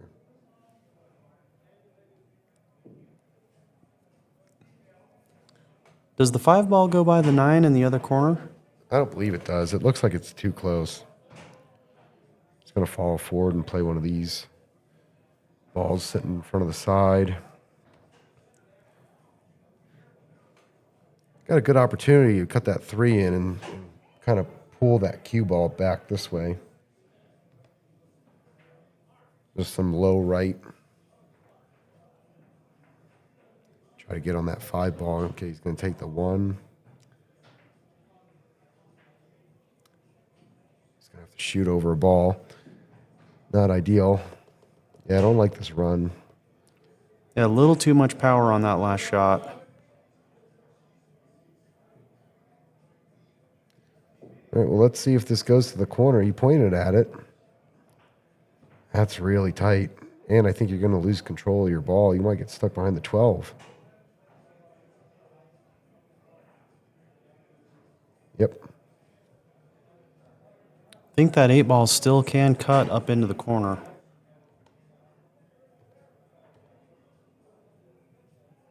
Yeah, I think you're right. I think he's got just enough to play it up to the corner.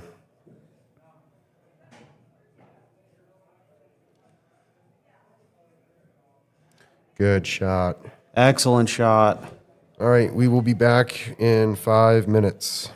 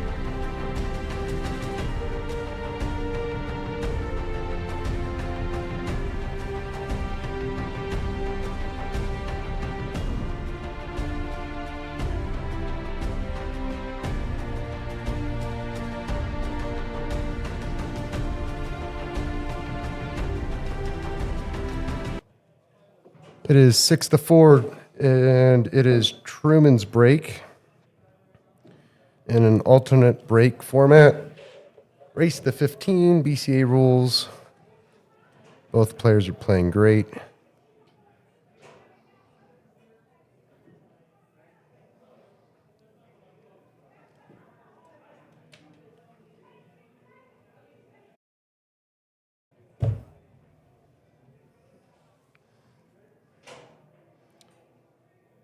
Solid break, really good. I wish I could break like this more often. My breaks, I don't know if people don't rack good for me or what, man, but I don't get spreads like this. Yeah, I'm about 50-50 myself with my breaks. It just depends on how aggressive I'm trying to be or not. Then oftentimes when I get too aggressive, then I put the cue ball in the side pocket.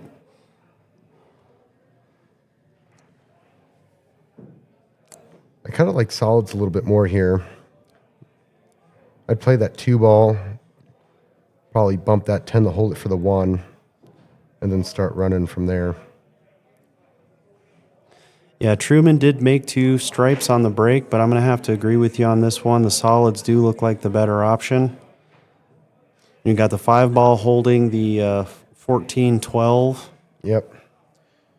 And if you get that cue ball up here, then all 3 of these balls are real simple. He's playing the 11, though, it looks like. And he's going to follow it in. Oh! Yeah, I don't know. I don't like that. Even though he did make 2 on the break, like, yeah, the 14's tied up, the 12 is tied up. Yeah, if they're easy shots and you have a good solid pattern to work your way around the table, doesn't drop 1, 2, 3 on the break, I will still take the other suit, solids or stripes.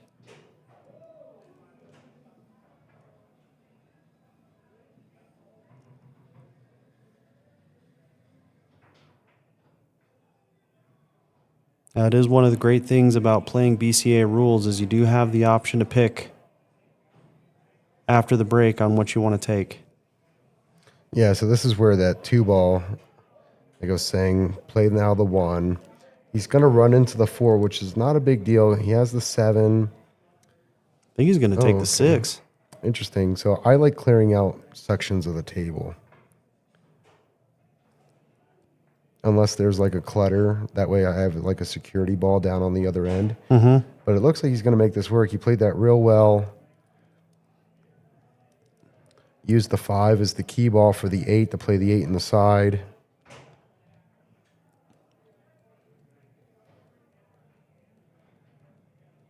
I don't think I would take the 4 ball right now, though. I would play that 3 and draw back if I'm in this position. Yeah, 3, 4, 1, 5 is the pattern I'm looking at too. All right, well, he's taking the 4. I guess he's going to come back for this 3 ball. Like I said earlier, there's a million ways to run out. There's never a wrong way as long as you can make it work.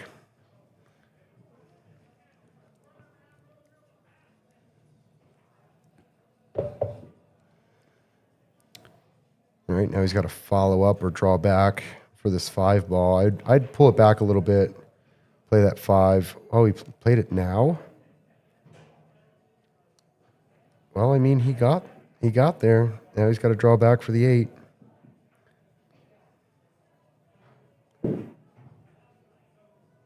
Now, this is what I like to call a make it work moment. Jamos is making it work.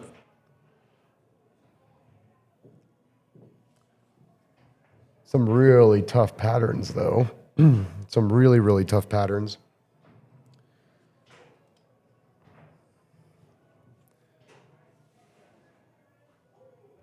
We have a comedy show here at the Mirage down in the Garden Bar every second and last Friday of the month. It is a free show. They start at 7:30. Sam Butler, one of our servers here, is the host of the comedy show. Come on down and check it out. The next 2 shows are the 12th of June and the 26th of June. If you want to know more information, go to the Mirage Sports Bar website. It's a good time. I'm usually down here working on some Grudge match stuff when they're doing the comedy show. I can hear them from outside of the room.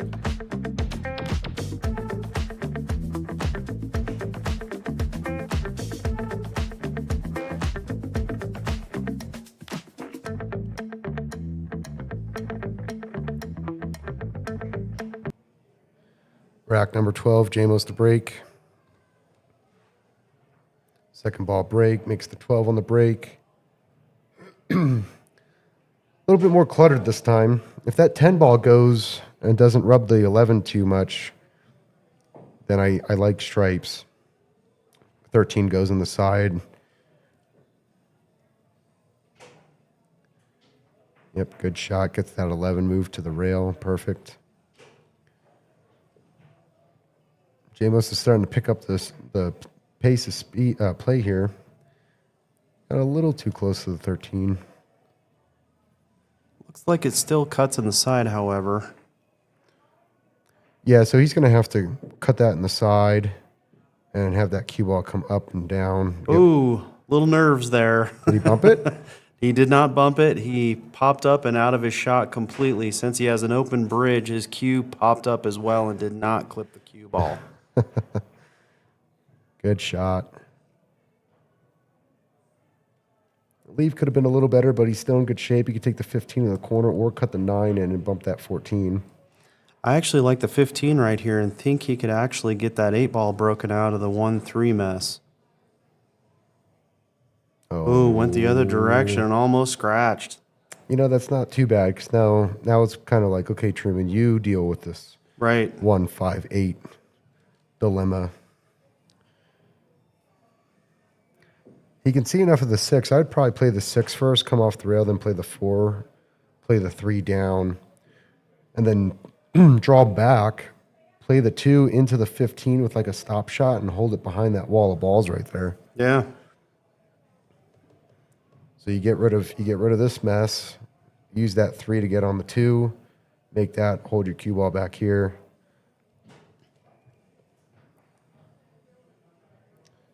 Well, at least on that 6 ball, it looks like Truman read your mind. Well, he's playing it a little different. Maybe the 7 to the 2. Well, now the 2's going to not really. Well, the 5 goes down. He could actually try to run this out. 2 ball's going to make it a little bit more difficult now. Well, another great rule in BCA. Oh, no. What I was going to say is another great rule in BCA is you can call a safety shot and make the ball. Whereas in APA, if you make the ball, you have to continue shooting. In that case, I think I would have made the 5 ball and held the cue ball behind the 8-1 ball, forcing Jamos to chase after, kick at the 9 ball or 14 ball. Oh, wait, hang on a second. I lost track of that 15 ball in the other corner. He would have had a shot there. So that would not have worked. Yeah, that's why I was mentioning playing that 2 into the 15 and hiding it behind that wall of balls earlier.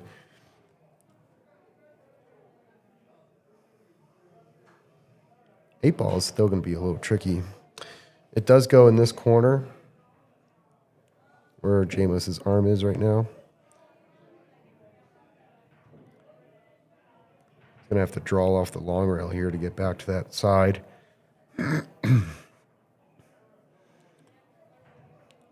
Got to be careful. Good scratch here. This 8 ball will take an 8-4 lead.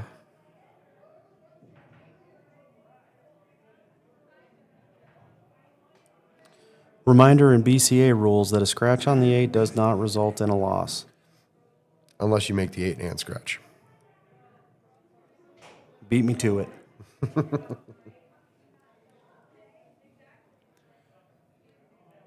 I'd be playing safe right now. And he is. Perfect.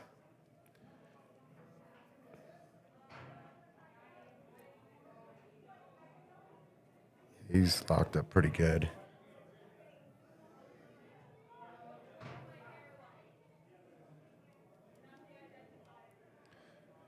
So I've been playing with J.J. Martell a little bit lately and never realized how great of a kicker he was.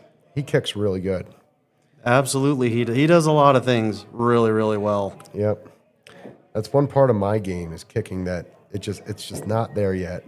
And watching him play, man, he hits it every time and it goes in the direction of the pocket every time. It's awesome. Yeah, it is fun to watch, and that's definitely an area of opportunity I have in my own game as well. I've got my banks pretty good. I've got my cue ball control pretty well down. Jumps are the other one. That's probably the lowest percentage of my overall spread of shooting that I take advantage of. Jump shots are probably 1% or less of my game. I like jumping. I can at least hit the ball. I make it quite a bit. April Erfman and I have very similar jumping styles, but she's way more accurate than I am at it. Oh yeah, she's incredible. I've watched so many live games with her playing and making jump shots, and of course several YouTube videos and other posts where she's made incredible jump shots. So good on you, April. So he's going to have to play this combo one to the side. He overhit that by a lot. There's no good safety here unless he thins the 2 and leaves that cue ball over. So if he thins the 2 and leaves that cue ball over here, but man, that's tough.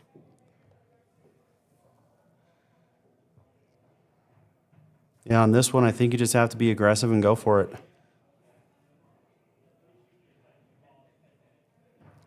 Can't really see what he's looking at on either camera. No.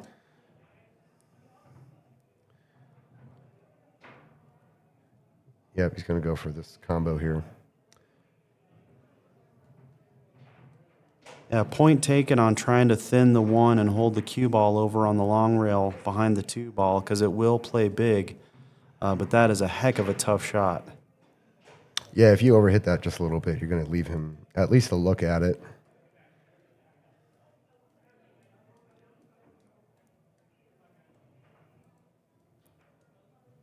I think I would definitely be a little bit more aggressive here and just go for this.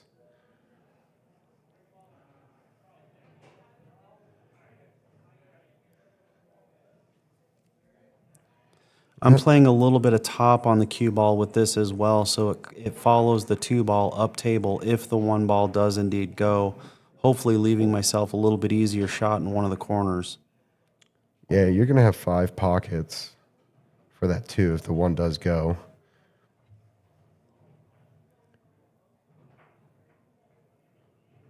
Oh, he went for the 2. What a shot. I didn't What even a see shot. that. I didn't What even a see shot. it. Wow. But now he's got great shape on the 1. You can just float it in and leave the cue ball back here, or you can force follow that in and come up for the 8.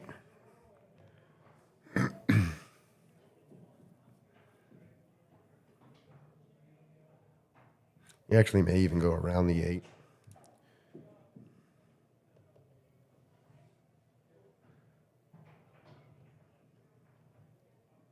This is a critical shot here. It's either going to be 8-4 or 7-5.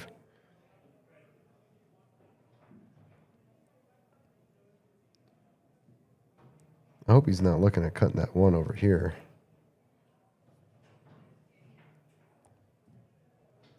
Yeah, that's the way to go right there. Yep, good call.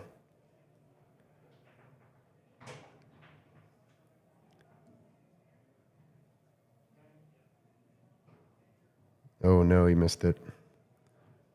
Gonna leave Jamos either in the side or the corner. I'd be shooting it in the side myself.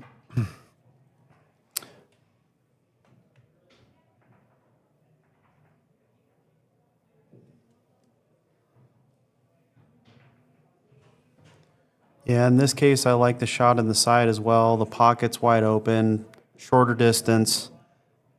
You're not gonna scratch this way either. You're not gonna scratch going to the corner. Well, you shouldn't, unless you slam it and scratch cross corner.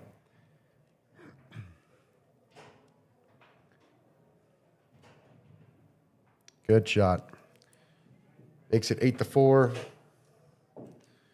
Truman the break and rack number 13 coming up in just a few seconds.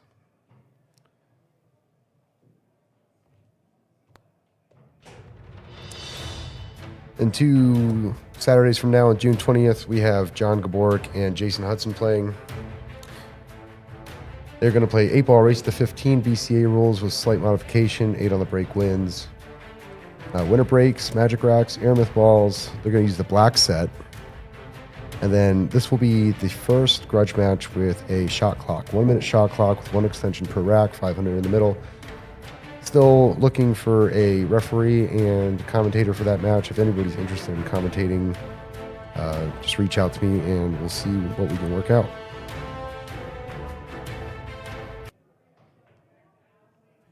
I try to get commentators that know at least one of the players.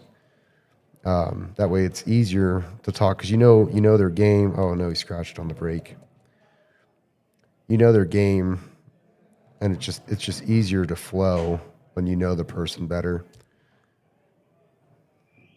Yeah, I can say that that's certainly helped me.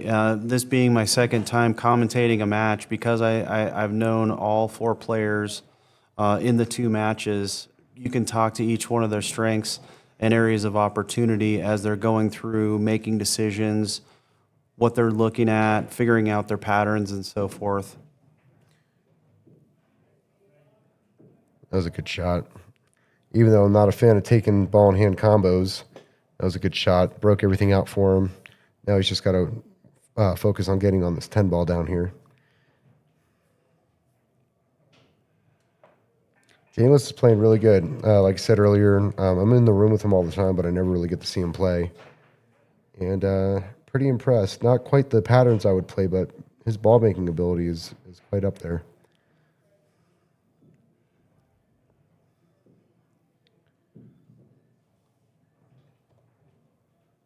Looks like you can play that 2 in the side.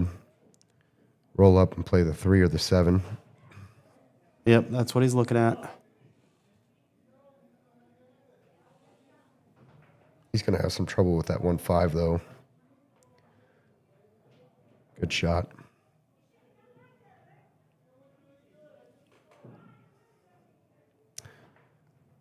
So play the 3, roll up behind the 7.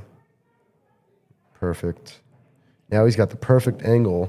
You could play just top center, right? And top center should clip the 1. Move that 5 out. And then hopefully he has a shot at something. Oh, no, don't take the 6. You have perfect breakout.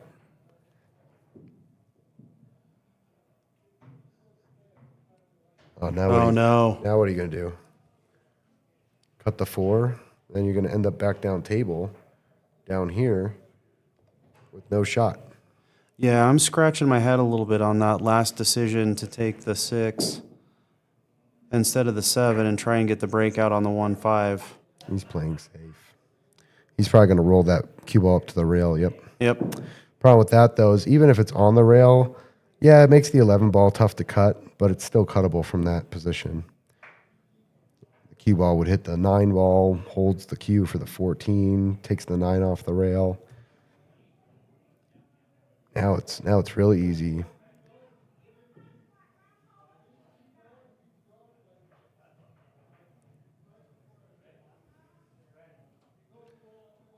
Good shot.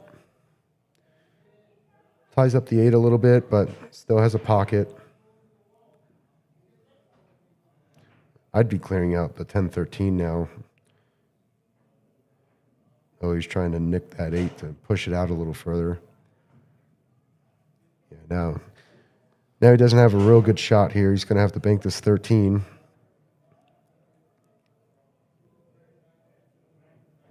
Ooh, double kissed it. Rushed it. Didn't take his time. His cue flew off his hand.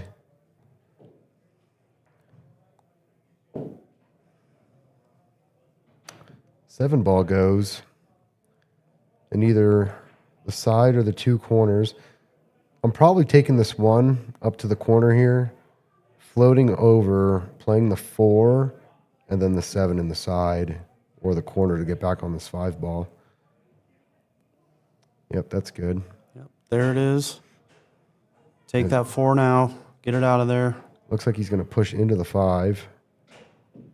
So the problem with that, I would have drew that because of that problem right there. Yep, you would have left yourself easy on the 7 and then could roll back for the 5. This is going to be a tough shot because Jamos has balls in really good spots on this table. Oh, Kicks it out. Leaves Jamos a shot at the 13. Center ball, nice easy speed, gets you back up center table for the 10 in the corner. And then the 10 gets you on that 9. 9 ball looks like it's off the rail. I don't know why he would be playing it right now, though. Okay, he's not. Oh, he overhit that. still has a shot on the 10, but it's going to be really hard to get back around for the 9 ball. Yeah, you're going to have to kind of stun this. So if you play a stun shot, right, your 10 goes in, the stun pulls it over towards the pocket more so it can come out for the 9. Yeah, that 7 ball's in a tough spot because it plays big in front of the 9 ball.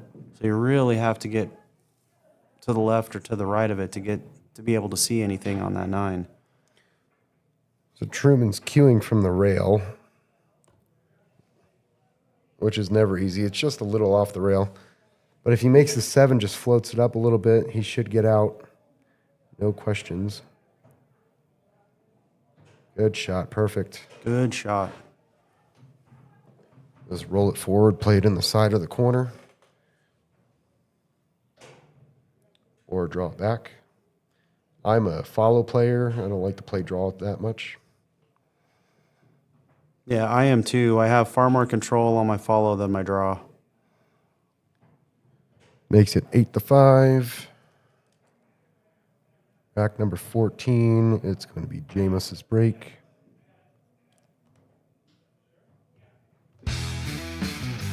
Garage Graphics LLC. Get your fully custom apparel with Garage Graphics, hats, t-shirts, and jerseys. Need a custom piece for your team, brand, or next big idea? Scott Carter's got you covered. Check out the website at garagegraphics2.myspotify.com or email Scott at garagegraphics26@gmail.com. QR code takes you to the website. Great stuff. I see it all over the room. Everybody's wearing it at the Mirage. It's just really great stuff. He can make literally anything. So if you think of it, he's got you.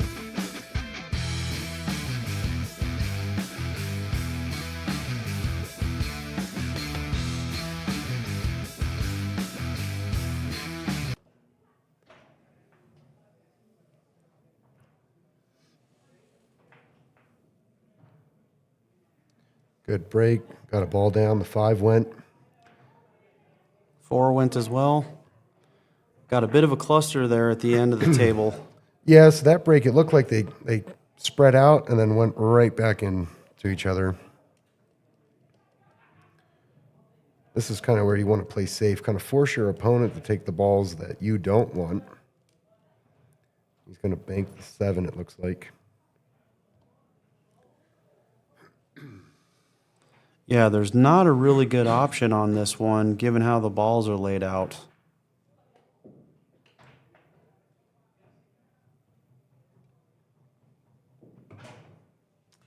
Play safe instead. It's not a bad choice. Most players won't play safe off the break. But the strategy to it is to try to force your opponent into taking the set that you don't want to have. And good play by Jamos, because besides the kick on the 7, there's really no shot at all for solids. The 12 may go to the corner. The 11 looks like it may. No, the 11 doesn't go.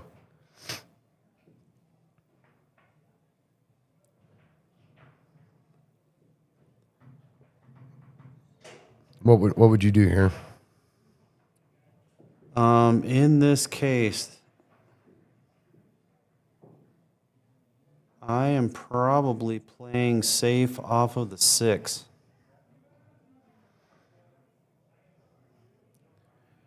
So he plays safe on the 9, breaks it up a little bit. Still doesn't really give Jamos a shot at the solids, which is what I think he wants to take.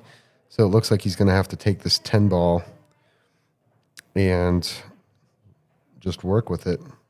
I don't believe that 2 passes the 11. No, it doesn't look like it.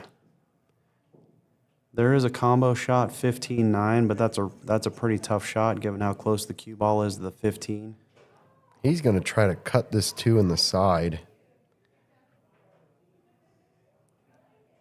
This will be a really incredible shot if he makes this. This is Absolutely. very thin. Overcut it. Oh, wow. Even more impressive.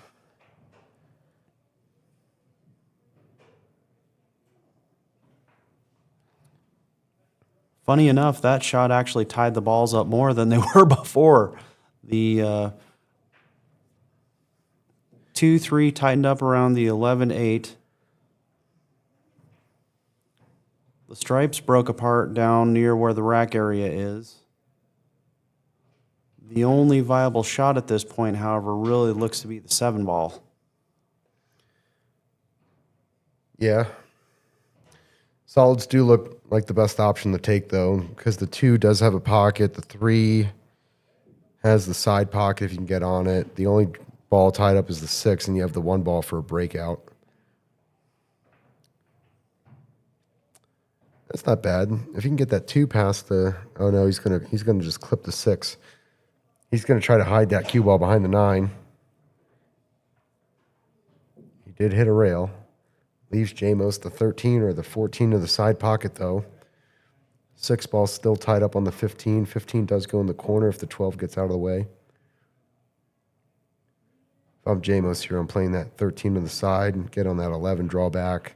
Try to get on that 10.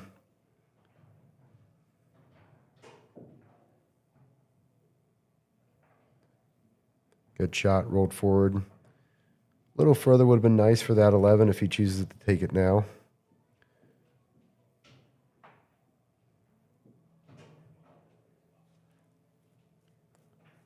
I think I'd take the 12 with where this sits because you want to be a little bit further towards the 3 to play that 11 safely. Yeah, agreed. I'm playing this 12 ball here and playing a little top to go out, come back off the short rail and get myself shape on the 9 or the 10. And there it is. Yeah, I think he's got better shape on the 9 now, which is actually good because he can break the 15 out if he needs to. I don't think he needs to. Yep, got a good bump there. He's going to play that 14 down in the corner.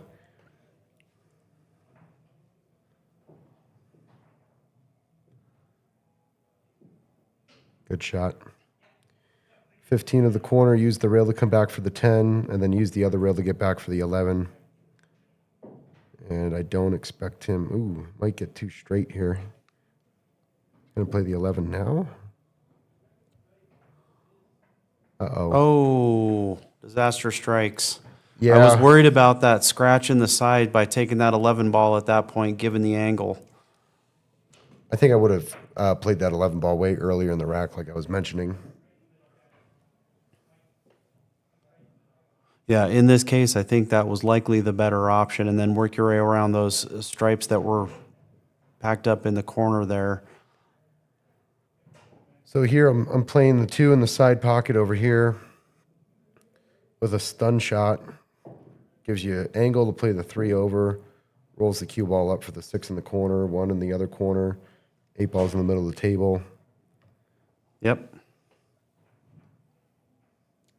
Just a nice stun shot here. You'll get the perfect angle.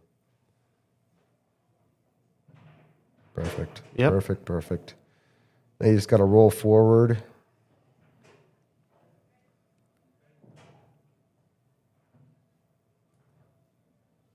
Oh, no. Well, he's going to get a good leave out of it. He overcut it, surprisingly.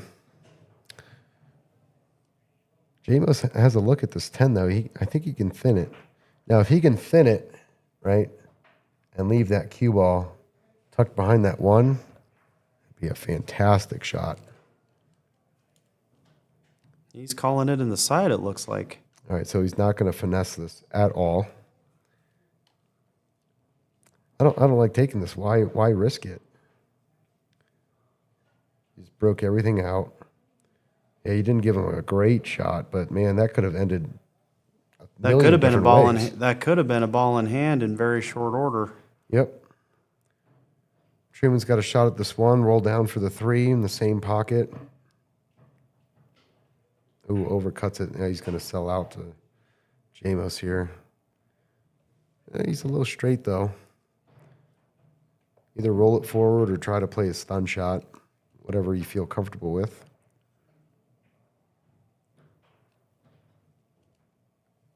And it does look like he has enough room between the rail and the cue ball to get a solid shot without having to jack up too much.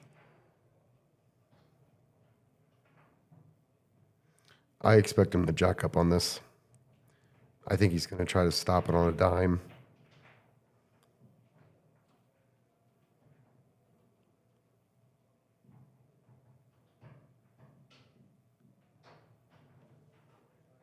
Yeah, you can see he's jacked up.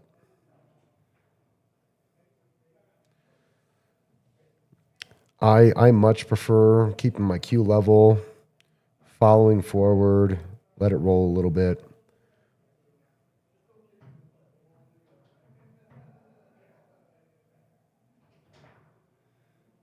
So he jacked up and it rolled forward anyway because he didn't punch it. Yeah, he's still got to follow through on those shots. Truman's got a good opportunity here. He's just got to not make any more mistakes.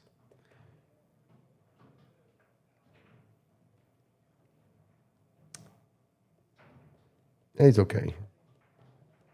If he clips the 8, it's probably better. But he should be fine.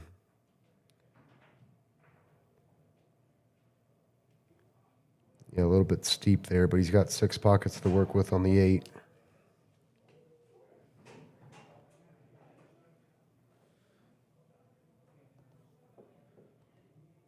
Great shot straight in to make it 8-6.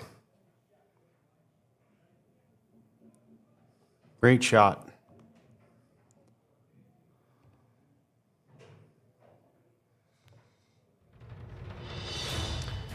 Also on Saturday, June 20th at 6 p.m. is going to be Kyle Ruprecht versus Dennis Corneli.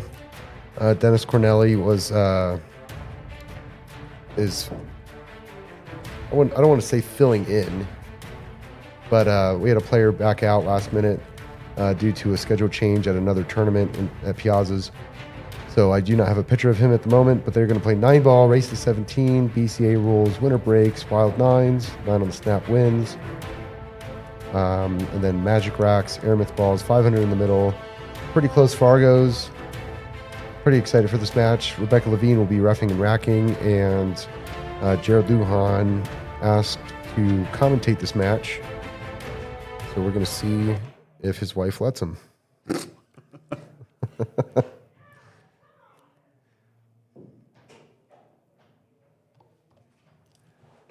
That's a little ugly. There's a lot of clutter right there. Nothing really has a pocket.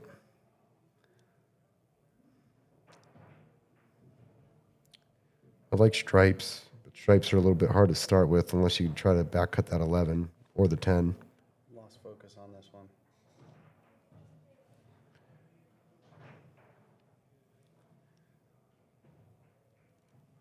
Okay, so he played the 1.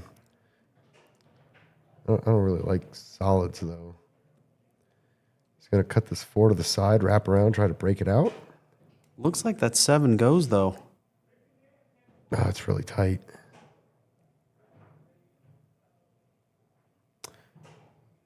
His hand slipped off. He's saying that he hit the 10 first.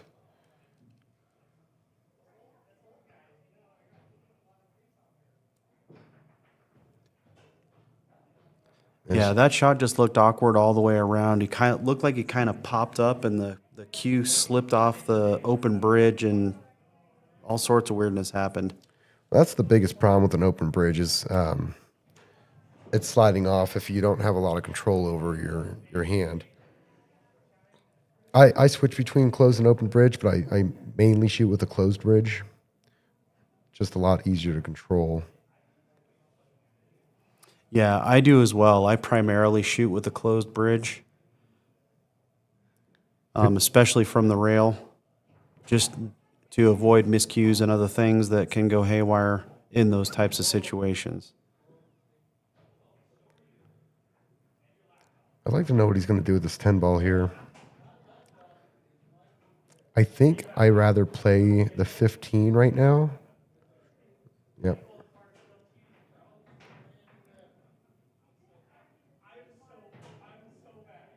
Oh, clipped that rail too early.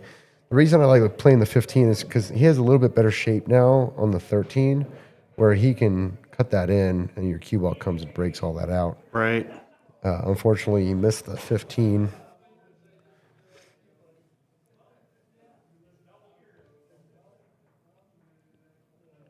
Four ball goes to the same corner he just put the 7 in. The 3 ball is going to be his trouble ball. May not be that difficult to get on.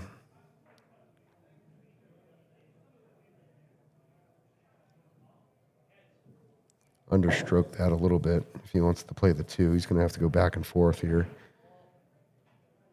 Scratching the side. Scratch.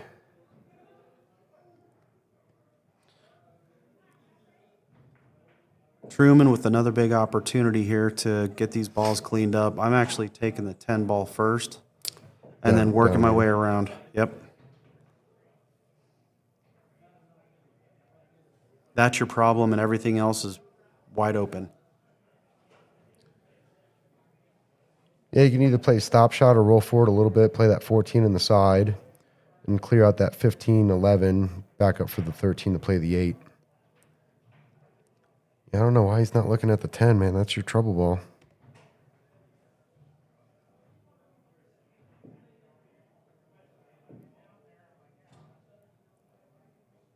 Yeah, I mean, it's not blocking anything.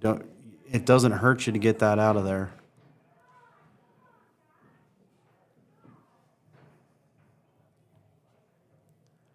Well, let's see. He might go for a breakout here, even though he didn't really need to do that. No, he hit it too soft. Wow, that was actually great shape. Yeah, he got the shape that he needed. Good ball control.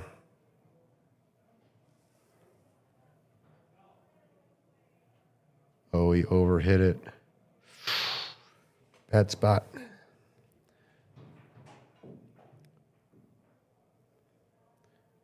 Well, the fortunate part about this is if he does cut it to the side here, right, he may hit the 3 or the 4 and hold that cue ball for the 8.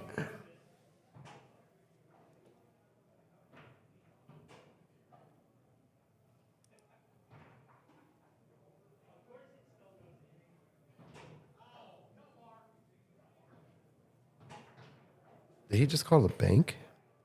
I believe he did. I don't think that goes.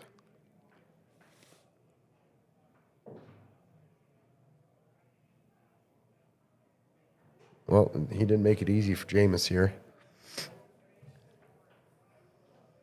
Yeah, that covered up the 4 ball nicely, taking away the easy out for Jamos.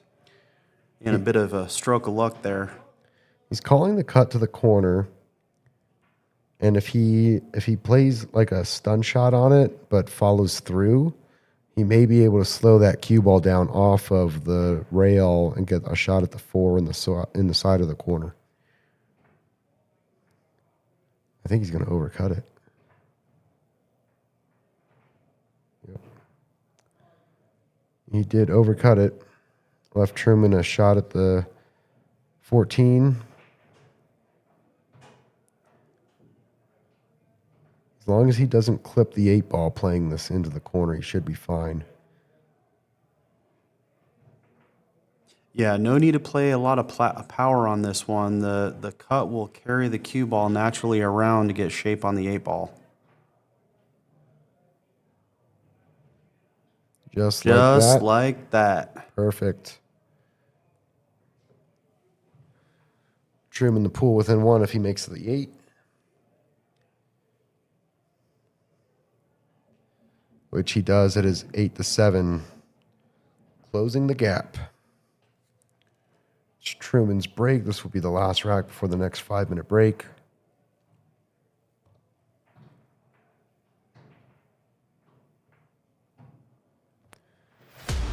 We have a dart league here. On Mondays and Wednesdays, in-house run long format game series. I don't know what any of that means because I am not a dart player. Then it is brought to you by Double Vision Darts. Sorry. Email angeldarts@comcast.net for more information or to get signed up into these leagues. I believe we have. Oh no, that was the break.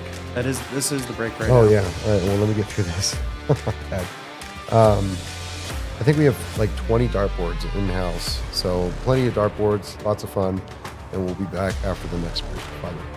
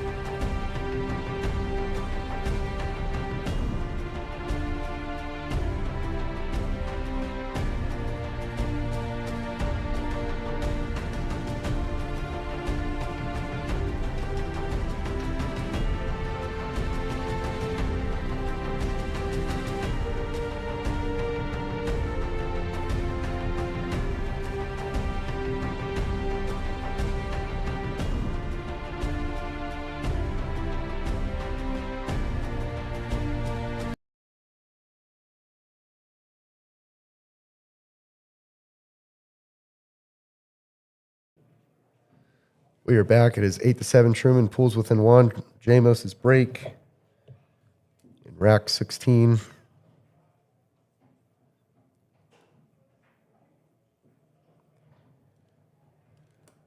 Man, another real clutter there. They went from breaking really, really well to having a lot of clusters of balls. I do like solids to start here. That was a good opening shot. 5 get you on the 4. I'd still take the 4.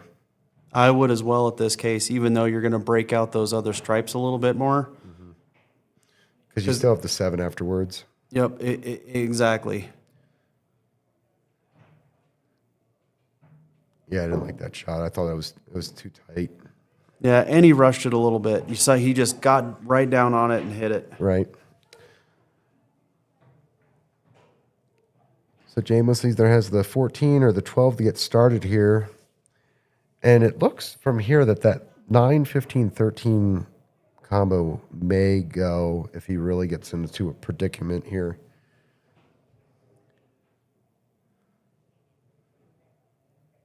Already played safe. Good, smart shot. I'd play the 6 here. It passes the 12. And then it will run into Jamos's balls. It's probably what he's trying to bait him into. So I'd play that 6, break those balls out for me. Okay, so he's going to tickle the 4 and do a safe shot here. Yep, definitely played safe.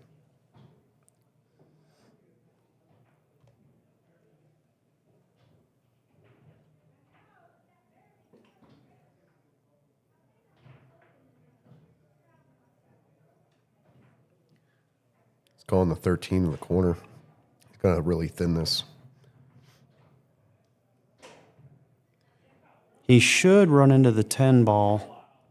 Well, wait a second. Now he's playing the going 10. to 10, yeah.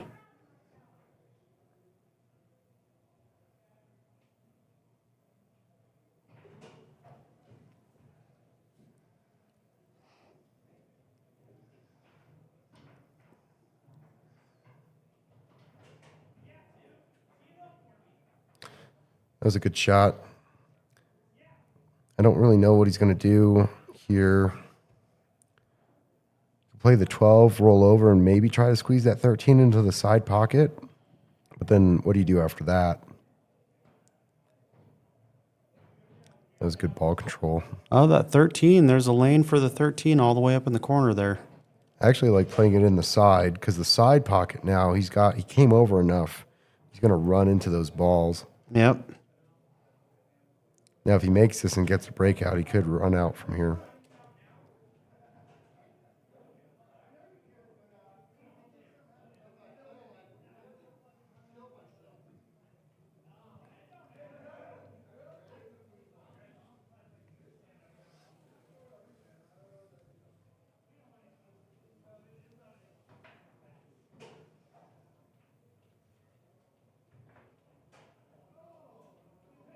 Ooh, just missed it. Hit off that leading point.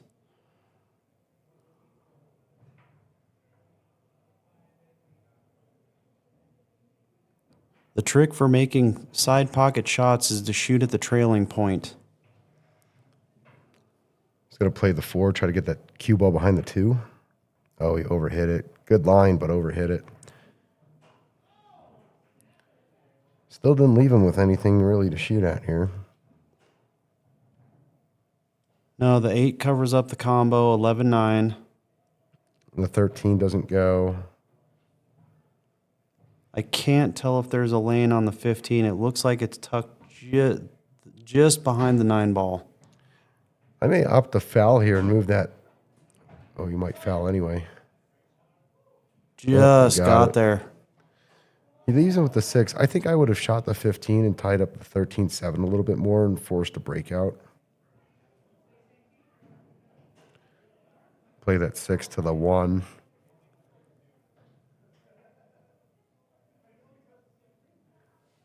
Yep, nice and easy shot there. So now he's going to want to play this 1 ball and have that cue ball just come back straight here for the 4. Because you got to clear that out. And then try to get yourself back down here at some point to play that 7 up. I think he might actually be taking this 4 first. Get him up on the 2. And then come around table 1-7. Now, if he could do that, that's great, because then it naturally gets you on the 7 without having to try to get back there. That's right. You could also take the 4 and get on the 1 and then get on the 7. You'd have to get kind of straight and follow it forward for the 2. Let's see what he does. All right, so he's going to play the 1 next. Like I said, he's got to get pretty straight on the 7 and follow it up for the 2 ball. Not bad. Yeah, not bad at all. Just has to make sure he follows through on the cue ball to get up there for the 2. And it Perfect. looks like he's done it. Perfect. Didn't even hit the 15. Nice, easy center ball position here for the 8. I would have played that with a little bit more power to come a little further up table and have that 8 ball in the side pocket. Yeah, I would have done the same thing, go for the side pocket. Truman to make it tied 8-8 with this 8 ball. Nice. There it is. Well done. Makes it 8-8, and it is Truman's break going in the rack 17.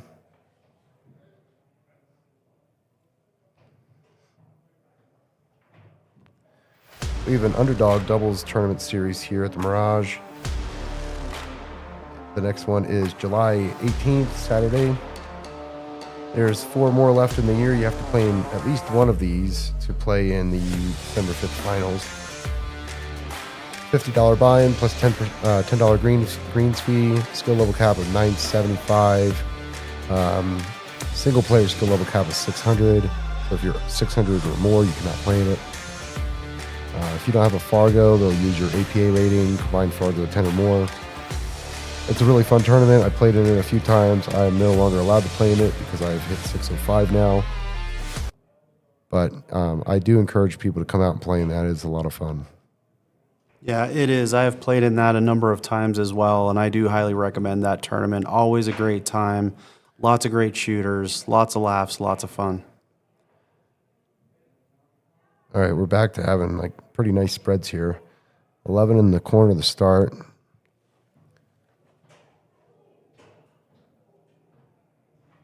He didn't want to bump that ball, though. Now he doesn't have a shot at anything.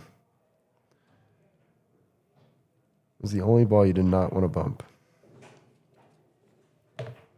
Yeah, now Truman's looking at a defense on the 10 or the 15. Yeah, I tried to thin that 10, get that cue ball behind the 15. Just, Almost got it. It straightened out off the rail.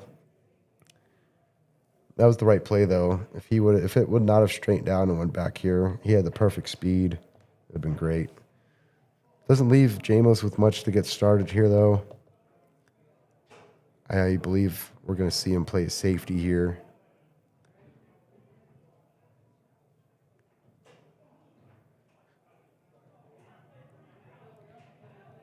I don't even know what I would do here. Yeah, I was thinking the exact same thing. Oh, I see what I would do. I'd thin this 3 and try to send that cue ball down here. Yeah, you're giving him maybe a shot at the 13 or the 14. If he takes the 14, could potentially scratch.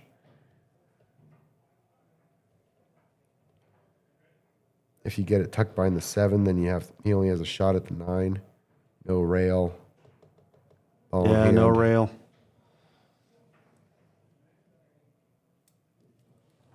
Truman's got an opportunity to take the lead.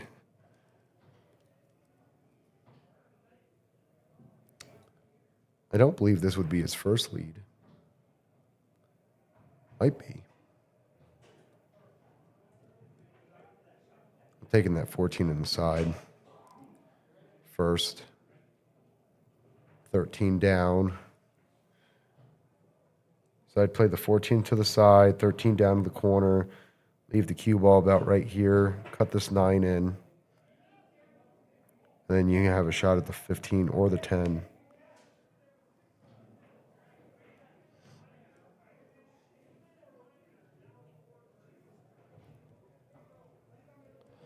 Yeah, the trick is getting on the other side of that 13 to get up for the other balls. So it looks like he's going after the 10 here.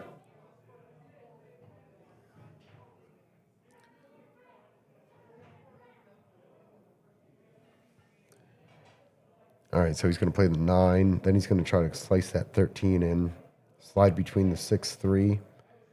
Oh, he overhit it. Overcut it and overhit it. He did not have shape for the 13 afterwards. This did not leave Jamos with very easy options. No, nothing. Maybe try to cut that 1 to the side pocket, but man, that's thin.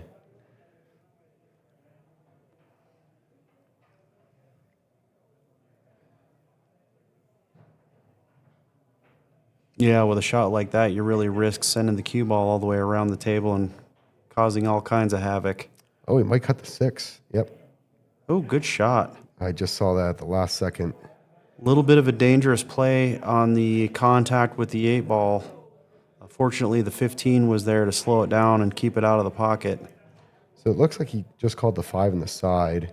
I'm not a big fan of that. I'd prefer the 3 in the corner. I think he just changed his mind. I think he is playing the 3 in the corner. Yep. Ooh, overhits it. Hit it a little bit too hard for my liking. I think that pocket would have accepted the ball if he would have hit it a little softer and still had a shot at the 7 or the 2. Truman back at the table, 13 in the side, get on the 14. Play the 15, you have a duck for the 9 to get on the 8. Should be an easy routine out here. Oh no, why are you taking the duck? Yeah, 13 first here. Oh, did he hook himself? Yep. Now He's he's got to hooked. play the 14.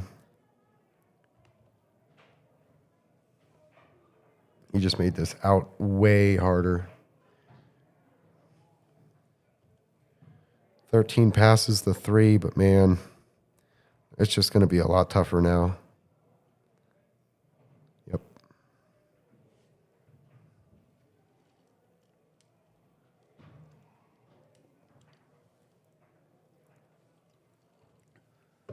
Jamos has a look at the 3 ball to come 1 rail back out for the 2 or the 7. The 7 should pass the 14 up to the corner. Yeah, pretty easy patterns. Either way he decides to go, 1 ball, 3 ball. Okay, he's taking the 1.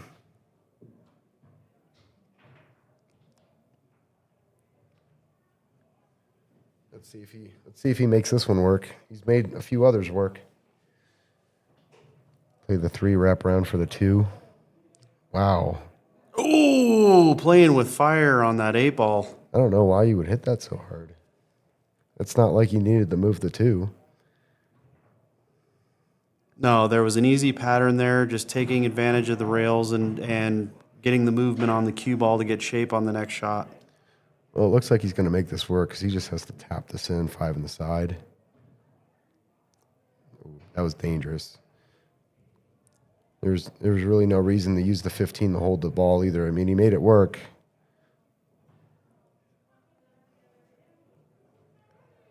Jamos to take the lead back, 9-8 with this 8 ball.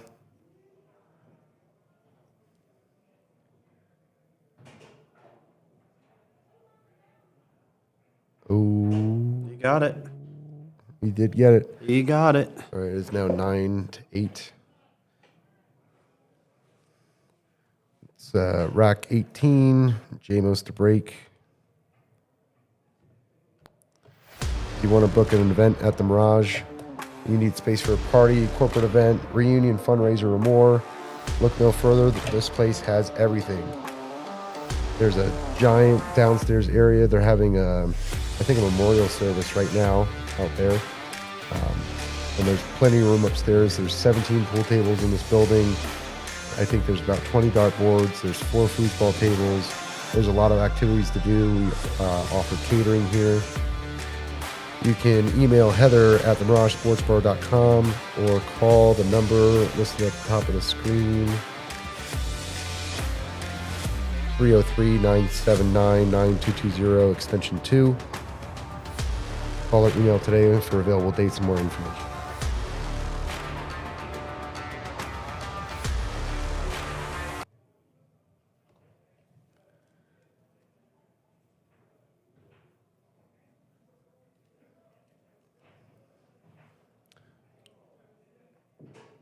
Rack 18, here we go.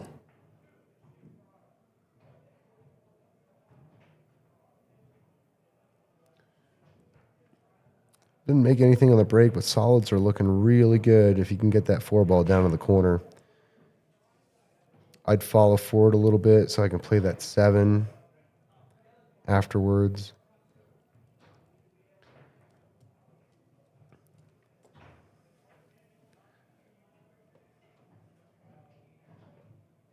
Yeah, 2-ball looks to be your problem ball here. He's going to draw out of this, play the 5 next. That works. Yep, not a bad choice. He's got a few options here. He could play the 3 or the 5.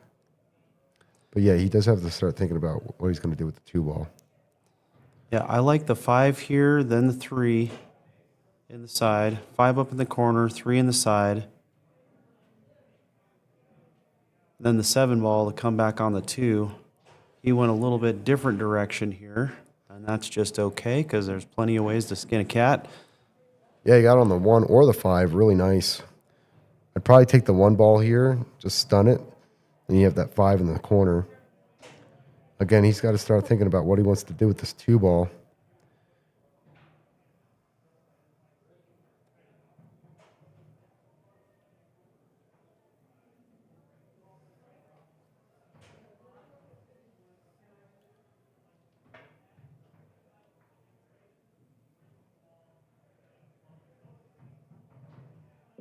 Yeah, I'm going 1, then 5-ball on the side here and trying to get that cue ball on the long rail so that I can shoot at the 7, the cue ball away from the 7 in the corner to come back around for the 2 in the opposite corner.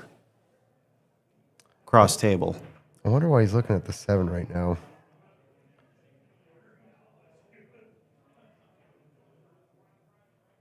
You can use the 7 to get on the 2. It's just really hard because you have to hit it on an angle and try to get through that 13-14 window.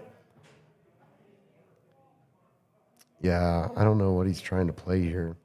Oh, I know what he's trying to do. He's going to try to hit that 7 and have that cue ball. Draw back. Yep. That was A little too much power. That was a tough shot. Yep. I think I would have preferred playing that 7 and trying to come this way with the cue ball. Playing the 15 is going to run into the 10, leave himself a shot on either one of the balls up there if he plays it good.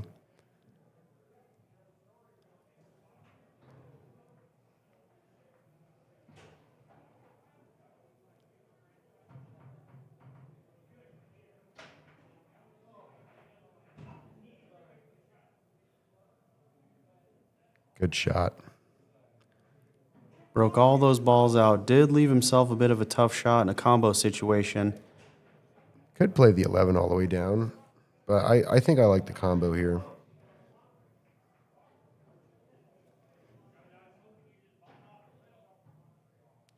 He's hitting a little too hard. Yeah, a really soft shot on that 10-12 combo would have given him the opportunity to shoot that 12 ball in the same corner the 10 went and then work his way back up table. In this case, with the balls moving around the way they did, he hung himself up and left a really tough shot to try and get out of there, and here we are. So luckily, Truman does have a shot on the 7 here.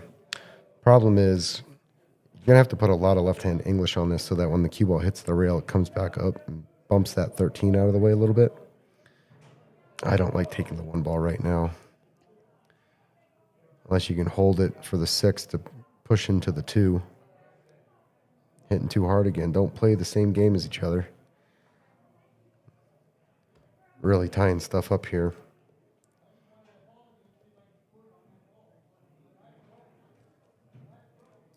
Might be a little fatigue kicking in right now. Yeah, possibly. Or perhaps some frustrations as well. I know that I can find myself shooting a little harder than I normally would when I'm in a frustrated spot. Yeah, they're about 3 hours in.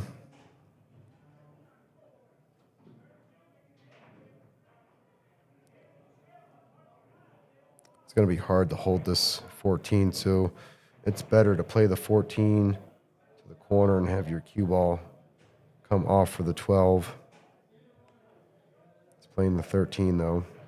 I prefer trying to get balls off the rail when I have the shape to do so. I feel like it's going to be a little bit tougher to get on this 14 ball now.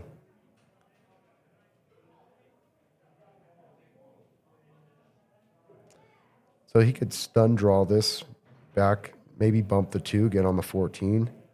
I think that's what you have to do. Oh, too much. Went around it. Yeah, he's in trouble now.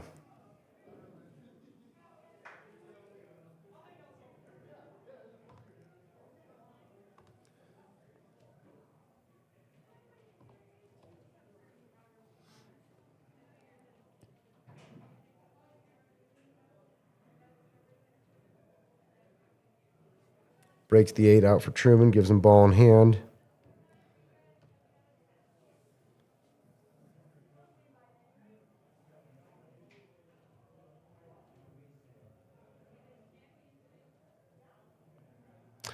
You could pretty much start anywhere here. I think I would start with the 6, then the 1. Play the 2, wrap over for the 7. Looks like he's going to play the opposite pattern.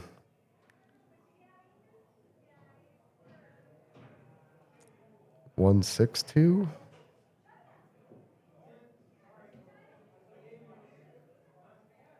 Yep, he's going to play 1, 6, 2. Yep.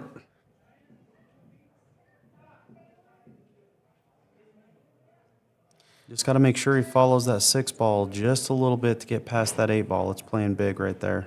Well, I think the problem he may run into, I don't think he got there. No, he did. Okay, so he's fine. He's straight on it. Good shot. Perfect. 8 inside to tie it up. There it is. 9-9. And it is Truman's break. Going in the rack 19.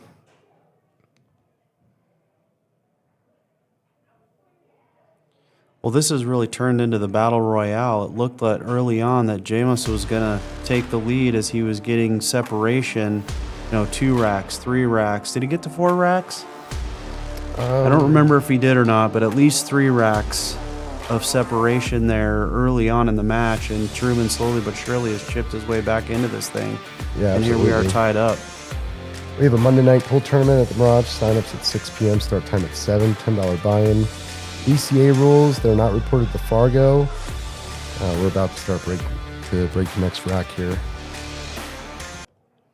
I do definitely recommend that Monday night tournament. I've taken all 3 spots, first, second, and third, a couple of times, and it's a lot of fun. Lots of great shooters up in there, and so if you do have the opportunity to come down and play it, talk to John. He'll get you set up.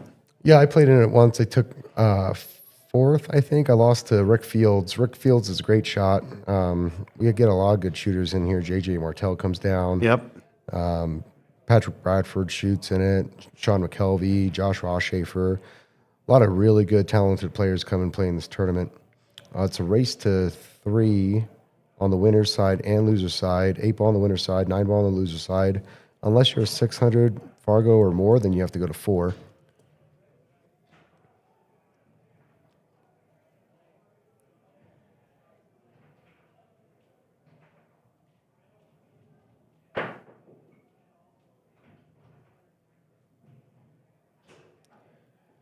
So the Burrito Dude 1 says that the Gold Pan Tavern in Idaho Springs has this live with audio. And I believe they're rooting for Truman because he, I believe, lives over there. That's right. I appreciate you guys having this live on at the tavern with audio. That means a lot. Appreciate it.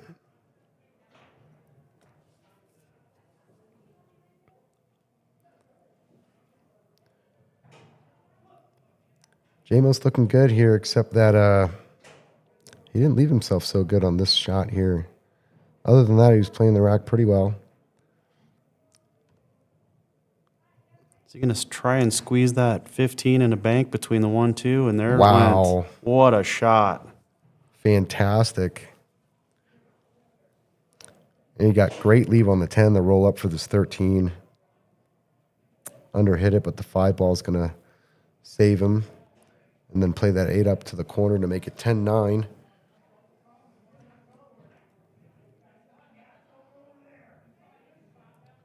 Ooh. I think that 8 ball still cuts.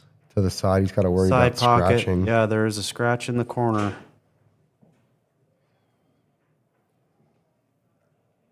Ooh, rushing Way it. too hard. Rushing it and hitting too hard.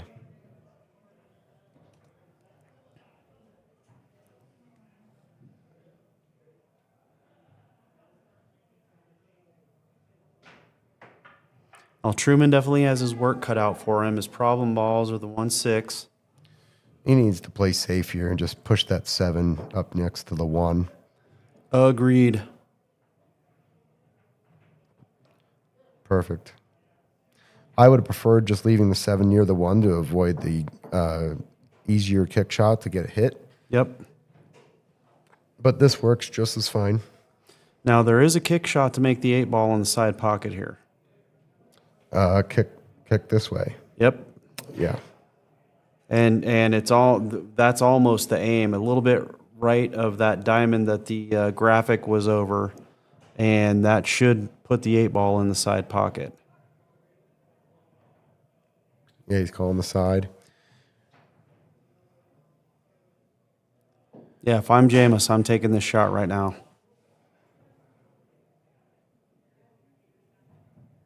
Yeah, better to go that way than the other way. Exactly. Don't hit it too hard. So he hit the other side of that diamond. He did. Which is why it came in shallow. Mm-hmm. Truman with ball in hand. He's got to try to get rid of the 6-1 problem. So if he plays the 6 and rolls up a little bit, he might be able to play the 1 in the side or the 3. So I'm taking the 1 in the side here.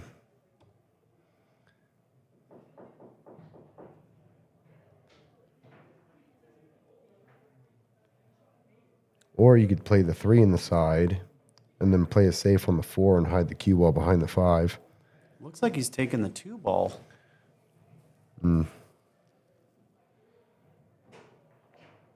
All right. If he can get out, he gets out. I think I'm taking the 4 ball here to get that out of the way. Yeah, I would agree with you. Taking the 4. Oh, Ooh. wow. Ooh. Now what? The suspense is real. Well, now you have to play the 4. Play that 4. And your cue ball does this. Get you on that 7 to finish the run. Too soft. Oh, okay. So he goes 1 rail instead of the 2 to 3 rails. Basically, same shape.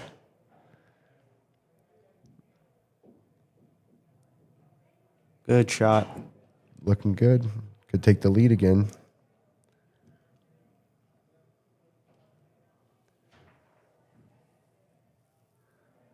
Just float it forward. Don't do anything fancy. Don't hit it hard. Take the 5 though, because the 1 could hook you behind the 8 if you hit it too hard. Yeah, that one is further out from the rail than the 5 ball is, and so you'll have a harder time holding the cue ball to still maintain shape on the 5 if you were to go the other direction. But even then, here you see how far wide he went and rolled it up onto the rail, chasing after that 5 ball. Yeah, I think he hit it too hard. But comes in clutch, makes the 1. He's got similar shot on the 8 here.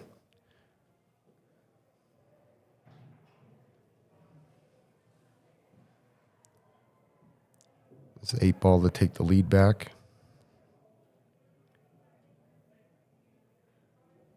And there it is. Nails it. Great shot. It is 9-10, rack 20, Jamos's break.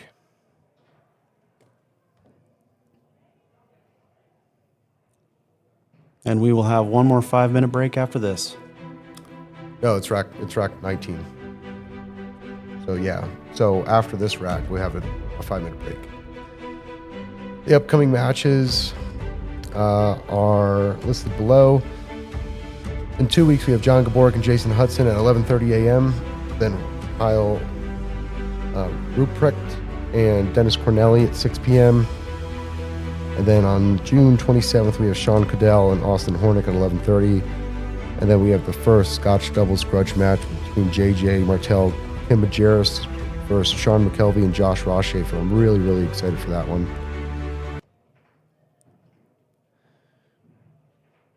Another really good break. Good spread, 14 down. I think I like solids on this one.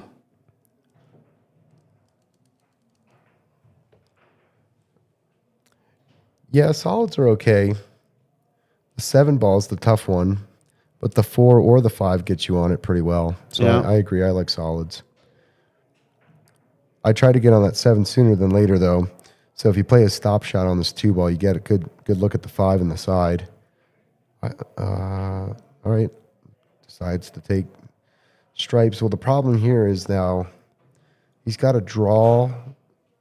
He's got to play the 12 to the corner with low left draw to knock the 13 out, which he does not do. So now he's got a ball tied up with no breakout ball. Yep. And it looks like the 9 does not go by the 4 ball, at least not easily. Not easily, but I do believe it does. You can't hit it hard, which Jamos has been kind of hitting hard and soft. So Truman's got a good shot here at the 4. 4, since the 15 now blocks the 7, playing the 4, running into the 10, opens up this corner pocket. The 4 is about to go in. Yep. And then he could play the 5 in the side or down in the corner, maybe even the 3, depending on where the cue ball lays. 6 breaks out the 1. Aaron Erfman joins the chat. It's very close. We had a really close match this morning, too. This morning's match was Nick Williams versus David Smolanik. I encourage people to go watch that match. There's a lot of missing, but the comeback was very, very exciting.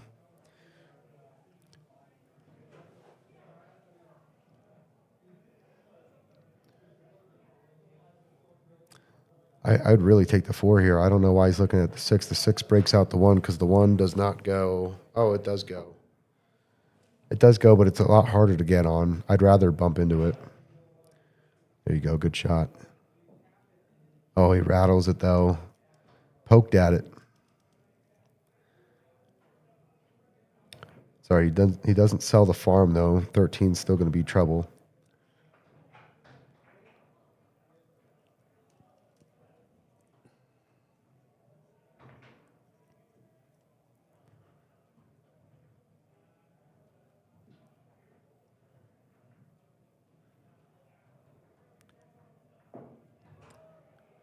Almost had it. He wanted to play that 10 down here. Yep, overrolled just a little bit. If he does try that shot, I'm worried about the scratch in the side. He hits so hard, I think he's going to hit the rail before the side pocket. Yep. Indeed, yep. Now he's going to bank this and be stuck on the 13. Yeah, now what are you going to do? And hide behind the 2. I think he was going to try to like really thin slice that 13 over to the corner I had marked earlier where he made the 10, but see, he could maybe bank this to the side, but no, he's going to just play safe. Not much of a save with that 4 ball sitting in the corner like that. Yeah, Truman does have to shoot over the 1 ball, but that is definitely a makeable shot, and will give him the opportunity to work his way around the table. There's a lot of opportunities there. So he's opting for the 2 ball so he doesn't have to shoot over. Smart move, more comfortable. Oh, but you got to make it. Jamos seems to be playing pretty aggressive here. I don't see him playing the safe and hiding that cue ball behind the 1. So if this was my shot, I'd thin this 13 and try to get that cue ball back here. Absolutely. Absolutely. But I feel like he's going to play pretty aggressive here. Yeah, I feel like that's almost too steep to try and cut that over there in the corner. Yeah, he's going for the bank. I think the 2's in the way. I think it is as well.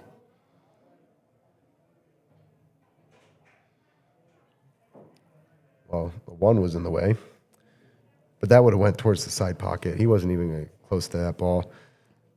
Good thing for him, though. The 13's in the center of the table now, which makes that a lot better to get on if Truman misses again. Truman does have a problem with the 6-1 now. 1 goes, but the 6 doesn't. Oh, no. Can you see it? There's a sliver there. He's going to go there. He's going to try to cut that down. Yep. Immediately points towards that pocket. The problem is, where's the cue ball going to stop for this 8? The 4 ball's blocking the corner. The 1 ball's blocking the other corner. 5's blocking the side.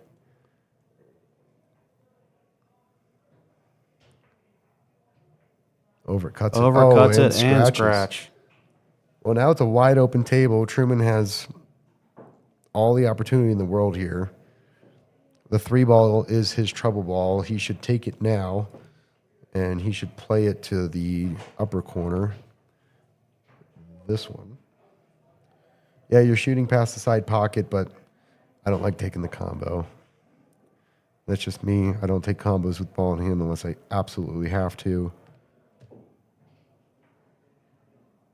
Yeah, I'm not super mad at that combo because it was so straight, and he hit it soft enough to where the 3 ball didn't go off on a journey.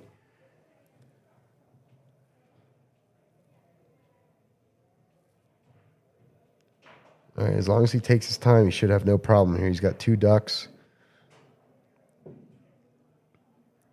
Looks like he's looking at taking the 2 ball. Not a bad move. Got to make it, though.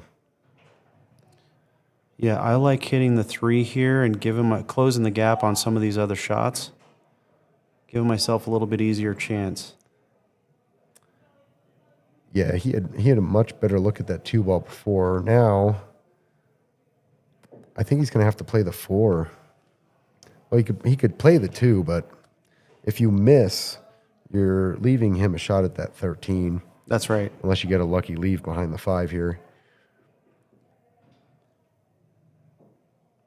Missed it, and I think there's a look on the 13. He can at least go rail first. Truman did block the corner pockets up table. So Jamos, if he does make this ball, will have to bank the 8. Oh, you know what? He was just looking at the 4 ball. Might be able to squeeze that 8 past the 4.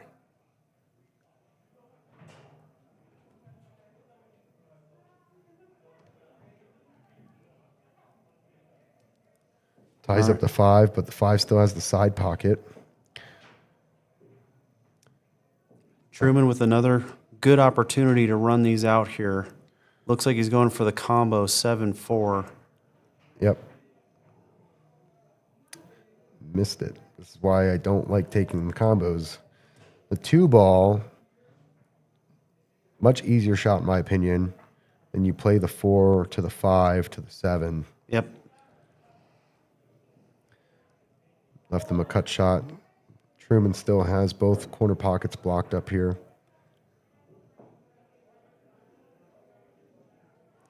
Yeah, this is a tough cut given the placement of the 5 ball in relation to the 13, going for that opposite corner up there. And got it. Good shot. Good shot. He's going to have to play the bank shot now, though.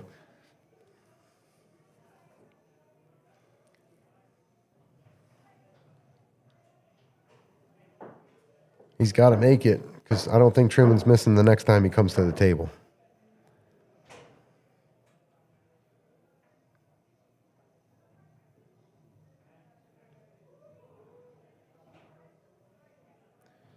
Ooh, missed it bad. Uh-oh. Wrong pocket.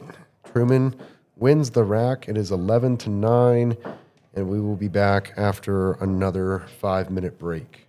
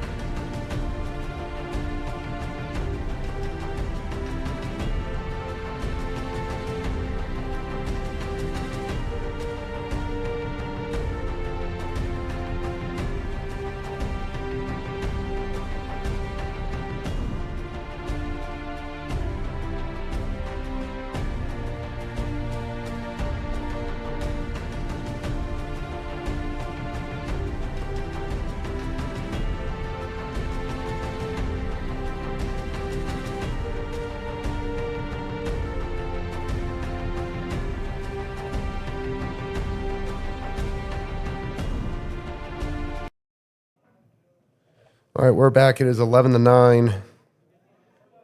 Ooh, that's not a good break. He made a couple of balls, but there's a nice little cluster up there. Solids are definitely the choice I would take in this rack. The 4 goes down to the bottom corner. If he can get behind it, the 1 goes in the side or the other corner. So I would put right hand spin on the 6. Stun the 5, right hand English on the 6. The roll back here, play that 4 up table. Ooh. Nope, not good. Looks like he's behind the 12 ball now. Can't get on the 1. Oh, maybe he can see the 1.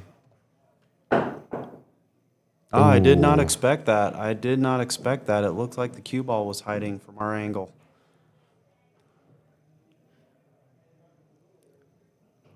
Let's see if Jamos slows his pace down a little bit. He's hitting too hard.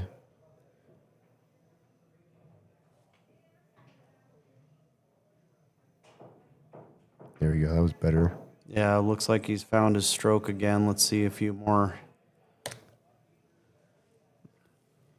I would want to be a little bit straighter on this 15 to the side.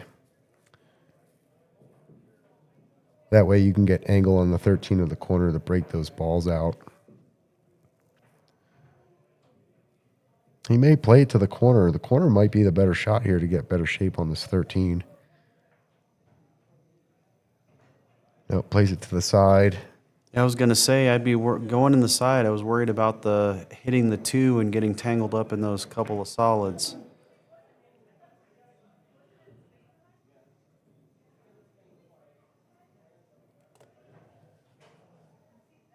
Yeah, I don't know what he's going to do with this 4 ball now. It's in a bad spot. Yep. 15 now blocks the corner down there for it. No real good breakout shots. I think what Truman should do here is play the 7 with a stop shot and leave Jamos a look at the 13 or the 15. Might want to roll it forward a little bit more and not let him have a look at that 13.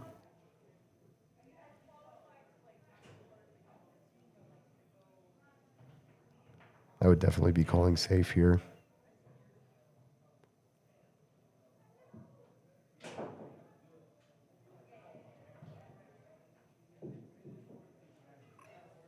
Yeah. Left Jamos wide open on the 13, which is a pretty solid breakout opportunity. He's got to be careful, though, because if he hits this too hard, that cue ball is going to go right through that window. Yeah. And he won't get the breakout at all.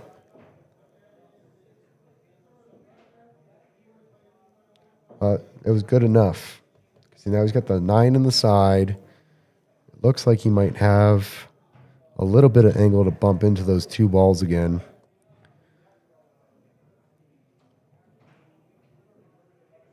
Yep, good shot.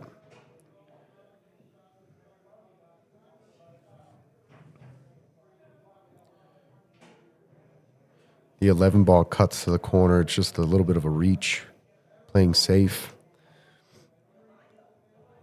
He's going to try to stick him right behind the 8 there. Yep. Yeah, I like the decision to do a safety here. No need to force anything. There's plenty of other balls on the table to make this difficult for Truman to continue.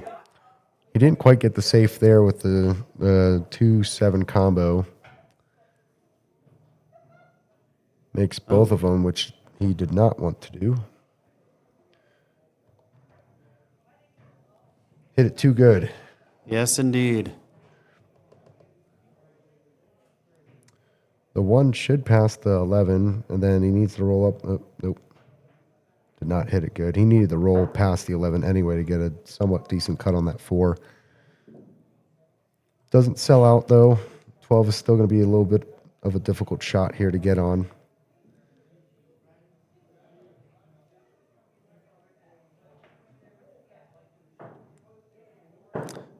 I like taking the 15 first to try to create more of an angle on the 11 to get back over for the 12.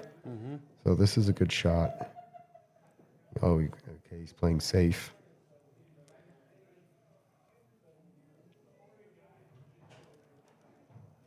Trying to bait Truman into moving that 4 ball, trying to cut it to the corner.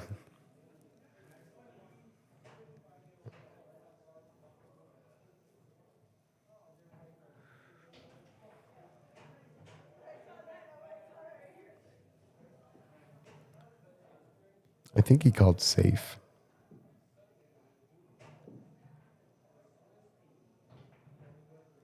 Yeah, called safe. Not bad. Rolled a little more than I think he wanted to. I think he was trying to hold it more behind the 8 ball to take away a shot.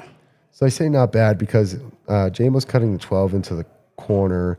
If he bumps the 8, he may not get a shot on the other 2 balls. Wow, he hit everything and it still went in. I was a bit lucky in my opinion. That is the way it goes sometimes. He just has to put a little bit of draw on this ball to get a good leave on the 11. Chose to fall forward. I don't like that only because now you have a lot steeper of an angle. Yep. Or if you just draw back a little bit, it's shallow. You just roll forward, 8 in the side. Now he's going to come cross table to get on the 8, just like that. Still makes it look easy, but it's the much harder way to run out.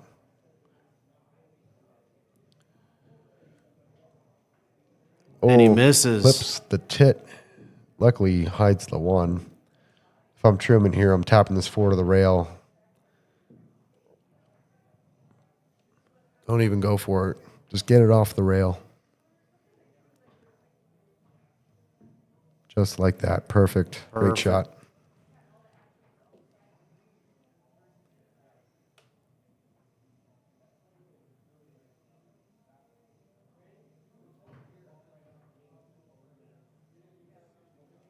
Oh, he's going to try and make it. Oh, yeah. He's being super aggressive. Yeah, in this case, I would be trying to do a safety 8 ball up to the short rail, cue ball. Same thing. Like, I get the carom goes, but, man, that's really hard. And you're probably going to make his 1 ball for him. Yep.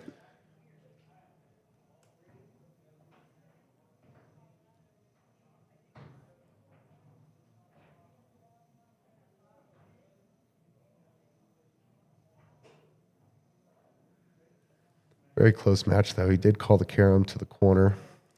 He's going to call it over here. You basically hit it kind of full on the 8, but then aim it into the 1, like just like that. But, yeah, so he makes the 1. He basically sells out the rack to Truman. I think it would have been better if he just thinned the 8 on the left-hand side and tried to let that cue ball slide into the rail and tuck behind the 1 ball.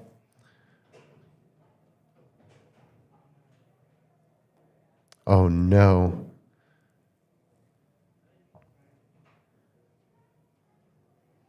Look of frustration there. Yeah, these guys are hitting just a little too hard. No need to hit the ball that hard. Truman could have took a 2-game lead there, but instead he's going to give up a game. I'd be really surprised if Jamos misses this.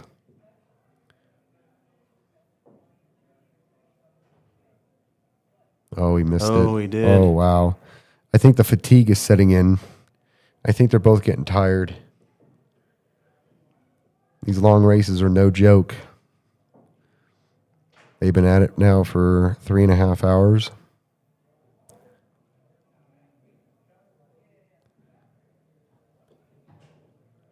Easy bounce, and there you go, Truman. All right, Truman does take the 2-game lead. It is 9-12.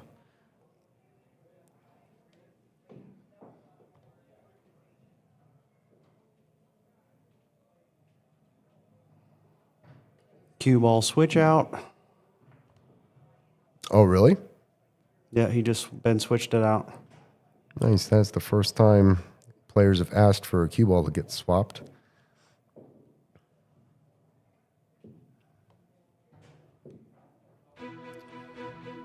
So some more upcoming matches. We have Asher Doty versus Patrick Bradford on July 18th. That unfortunately is the only match for the month of July. Unless somebody wants to hop in on July 4th. I know that's probably not going to happen, but that is another available date. Austin Bloomer and Rebecca Levine are playing on August 1st, 2026. Shannon Tracy versus Shawn Love on August 15th, 2026. And I just got a phone call during the last break. We're going to have Bobby Nuez versus Aaron Hara on August 22nd.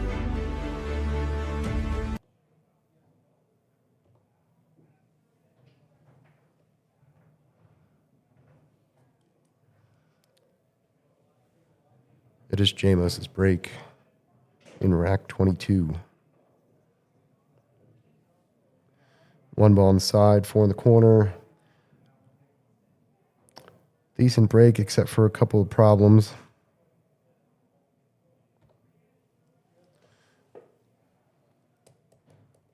I like taking stripes here. Play that 3-14 combo. I know I said I don't like playing combos, but it solves the 3-ball issue right here.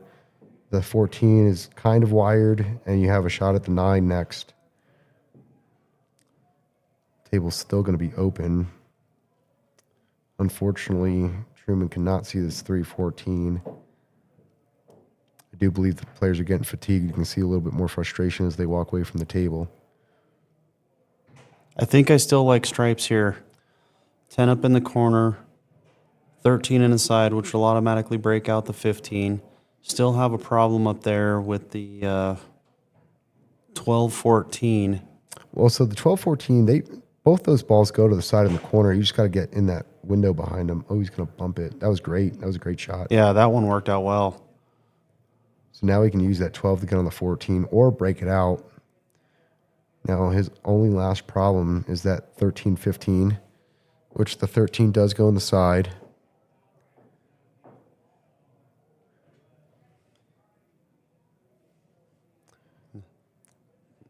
Now it's going to get a little difficult here. Yeah, I think I like the 11 in this case and just slow roll it to try and get on that 13 and get the 15 out of there. 13 in the side, 15 out of there. Yeah, he's in a bad spot. Only because I don't like taking the 11, because the 11 gets you back on that 13 real well, right? But the 11 gets you back on the 12. But then how do you get back to the 13?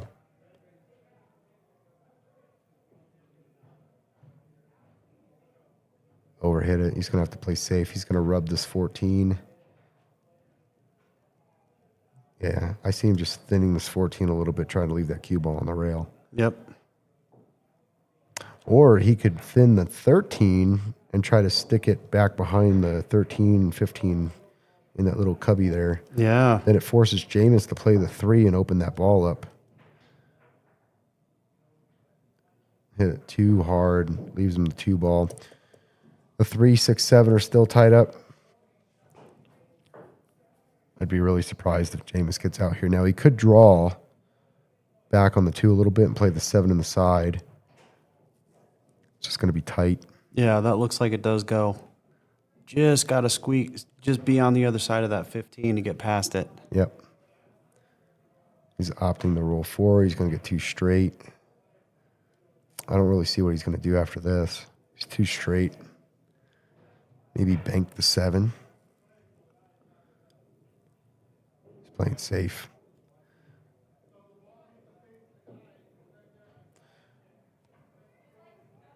For those that don't know, swiping the hand across the neck is a universal sign for safety in the world of pool. Ooh, Truman's going aggressive here, and he's going to try and bank that. Oh, went for the safety. That was a good shot. Because there's really no good safety for Jamos here. And gets the 15 out in the open a little bit better.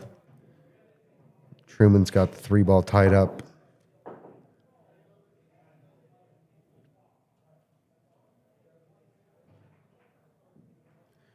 Yeah, I don't see a good shot here.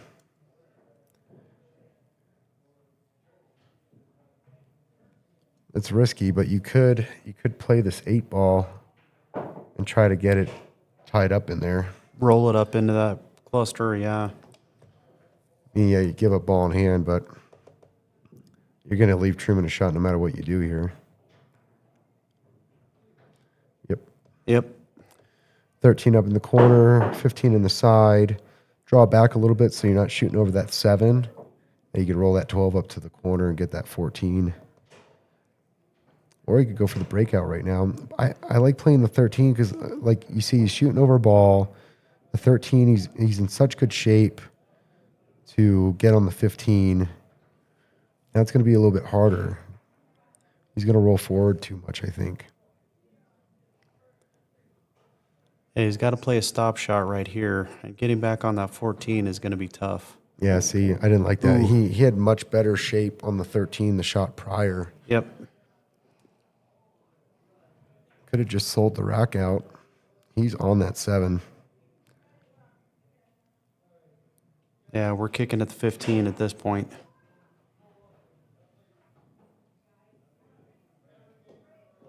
See, if he makes it, he could get out. Oh, Good try. Yeah, very good attempt. 3 balls, still a little bit of trouble, but he should easily get on it. Play a stop shot on the 6. Should create enough angle for the 7 in the side to roll down for the 3 in the corner. A little bit better angle here. So if you leave that cue ball like right there, play that 7 with top, your top sends your cue ball right here. Yep. He's dead straight on the 6 too, so playing a stop shot, very, very simple. So it looks like he may have played a little bit of English on that. He doesn't quite have the angle anymore. He's going to run into this 15. Or go around it. Not bad.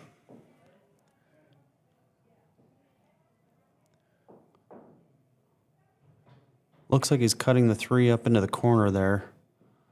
I think I'd played in the side because then you just float forward nice and easy. You have the 8 in the corner.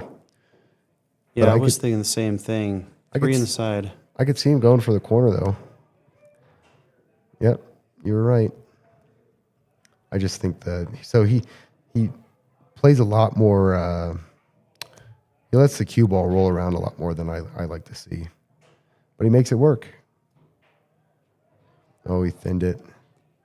Yeah, I mean, it really boils down to what a player is comfortable with. Right. You know, some players are more comfortable with the cue ball having a lot more movement than others. I like to try and keep it as simple as I possibly can.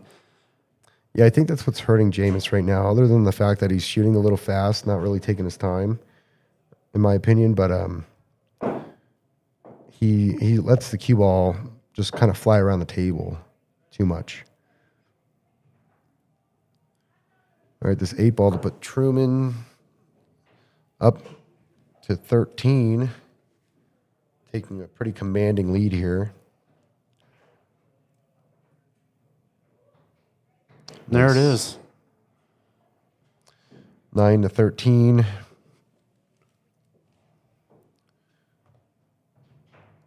And we'll rack away in 22, 23.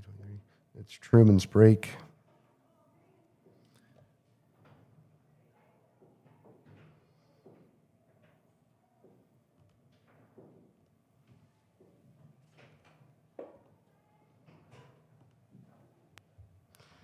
Again, in 2 weeks, we have John Gaborik and Jason Hudson. 8 ball, race to 15, BCA rules modified. Winner breaks. The modification is 8 on the break is a win. Magic racks, Aramith black balls. This is the first match with a 1-minute shot clock, 1-minute extension per rack, 500 in the middle. June 20th, 11:30 a.m.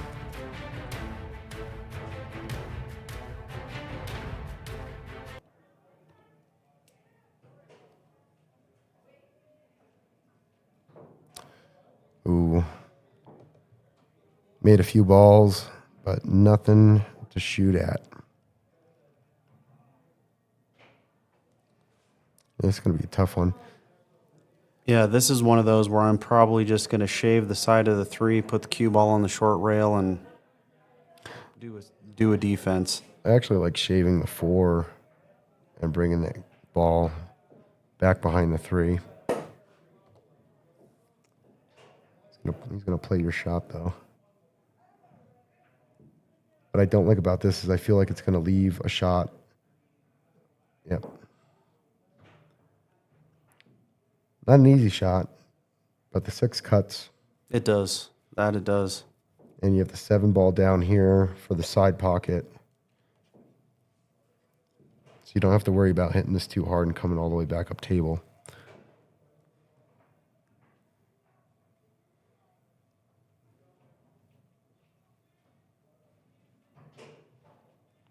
Yeah, it looks like the 6 is really the only shot here.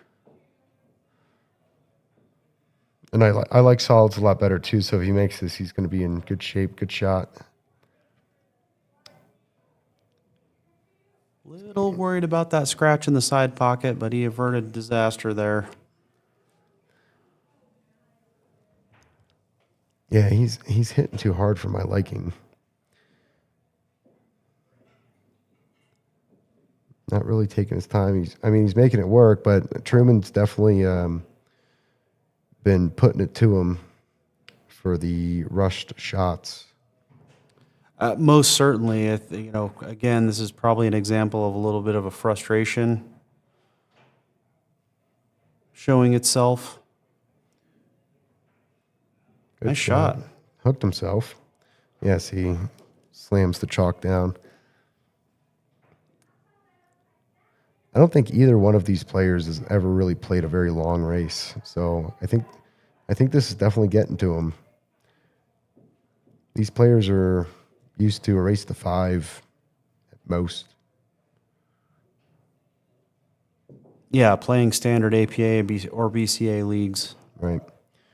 I know that these two do like to go around and play in some local tournaments so that they're in the pool hall all day, but they're not playing consistently the whole time, right? They're taking an hour break between matches unless it's starting to wind down. This is just a very grueling format. Mm-hmm.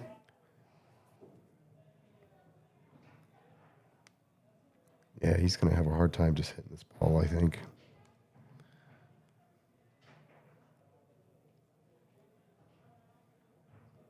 Oh, hit it really good. Got it. Hit it really good. Hit. Ties it up. So Truman has a lot of opportunity to play defense here.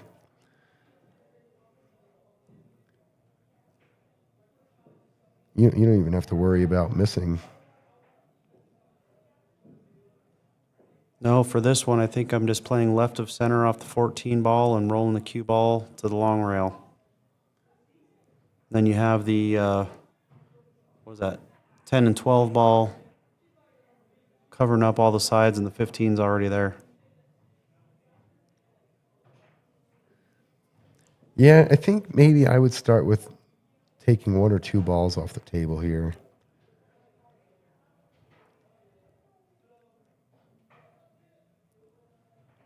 But yeah, it's a good That shot. works. That works. He took the 10 instead of the 14. That works.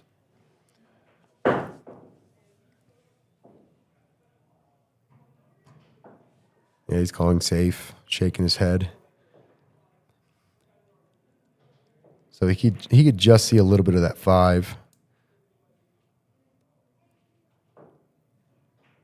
Well, he put it in a really good spot for him. Truman's going to have a little bit of trouble now, I think. Play safe again. Just tap the... Okay, he's going to get a ball off the table. This is what I would have done the shot before. Get a ball off the table, then play safe. I think he's going to chase after a couple at this point. 10 ball.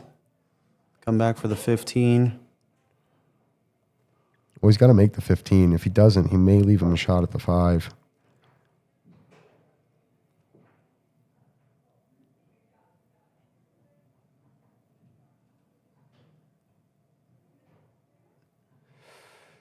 Ooh, what are you going to do now? He could come behind the 8 here. Maybe even make the 11, honestly. He could bump the 9 first, straighten that cue ball out. Yep. There it is. Oh, but he hooked himself. Oh, man. Might be able to back cut the 9. Maybe back cut the 9. That's really risky. You have to hit that. You have to hit that ball. The previous shot he just shot, you have to hit that harder. That way you don't get stuck like you just did. Right. Okay, he's going to try back hunting the 9. If he makes it, he should get shape on the 12. Oh, he clips the 5. Ball in hand.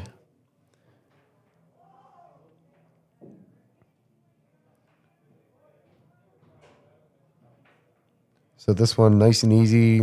Shoot the 5 in. What are you doing? I think that's too much angle. Yeah, I think it is as well. He's going to hit this and leave himself straight shooting at the long rail for the 8 ball. I'd put that cue ball right here. Yep. That way you just tap that in, you come off the rail, and then you leave yourself a shot to the corner. I think he's going to try to wrap around the 8.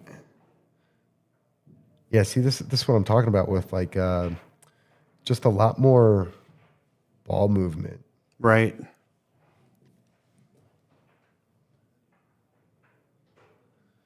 Makes it 10-13. Gets it done. Rack 24. Jamos's break.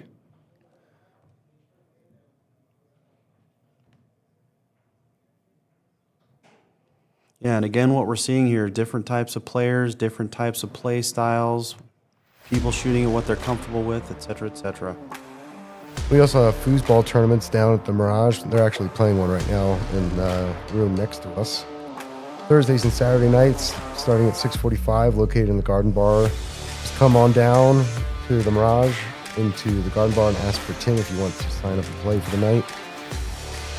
We have 4 foosball tables, and tell you what, these guys go at it.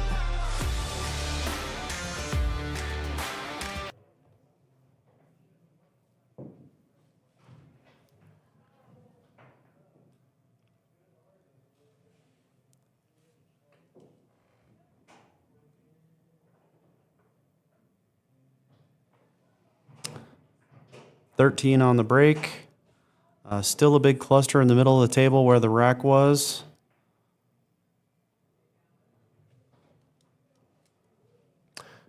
Yeah, it's a really bad cluster.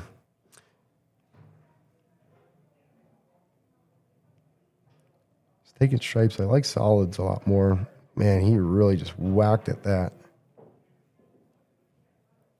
Around the world it goes.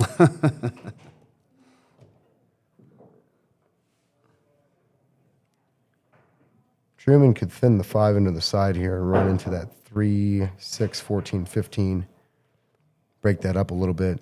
Should still have a shot on the 4 or the 1 afterwards if he hits it good. I don't expect him to take it, but that's the shot I would be taking right now.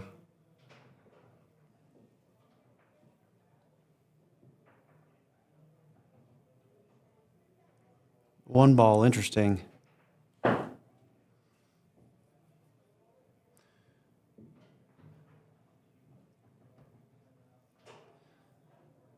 Now, depending upon how Truman plays this, if he can hit the come back of the 5 or the 4 and roll up to the 6, then he gets his breakout on the 3-7. But he's got to get all the way up to that diamond. Yeah, I don't think you can see it. And you can't play the 4 now. You're going to play safe. Oh, we could see it. Wow. I didn't think you could see that. Yeah, tough to tell from this angle. Now he's got to get creative with this 4 ball, and it looks like it's really straight on.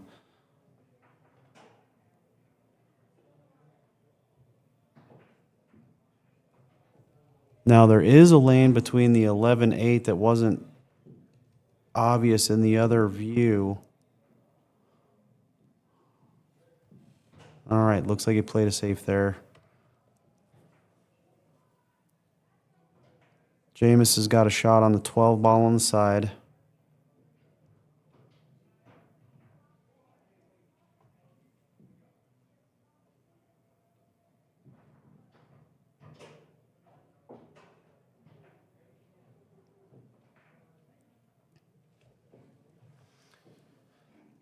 I don't know if I like the 12 on the side. I think I play the 11 here.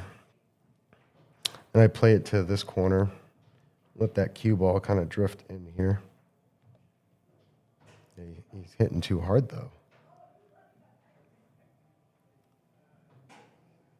4-ball with some top right-hand English, again, would run into those 3 balls that Truman needs to break out.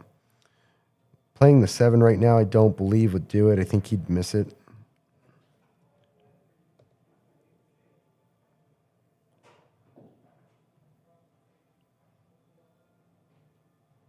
Or he could play safe. He could call safe, make the 7, and leave it back there. But then Jamos is just going to kick at something so he doesn't disturb that mess right there. Yeah, what's he going to do? Overcut it. But, oh, he did break it out. I don't think he would have hit that, though, if he made it. Doesn't leave Jamos anything. No, this is a really great leave. Truman left for Jamos. 15 covers up the 14, so there's no shot up in the corner. 15 ball is tough just because it's so close to the cue ball. He's going to try to stick this behind the 7. But he hit too hard. Selling out. Yeah, Truman's got a great opportunity to run this out here. Yeah, this is pretty easy. I mean, stop shot, roll forward a little bit on the 3 for the 7 so that you can come between the 10-15 window for the 8 in the corner. Yep.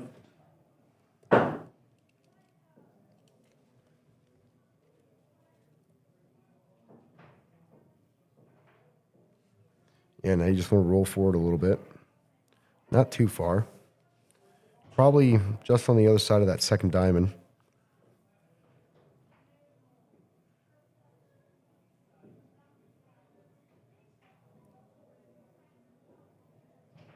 Perfect. Perfect. Perfect. Now he just needs to cut this ball in and have that cue ball come out for the 8. Too hard. Slow down. They're both hitting hard. Telling you, man, these long races. They're getting tired. Truman needs this 8 ball to get on the hill.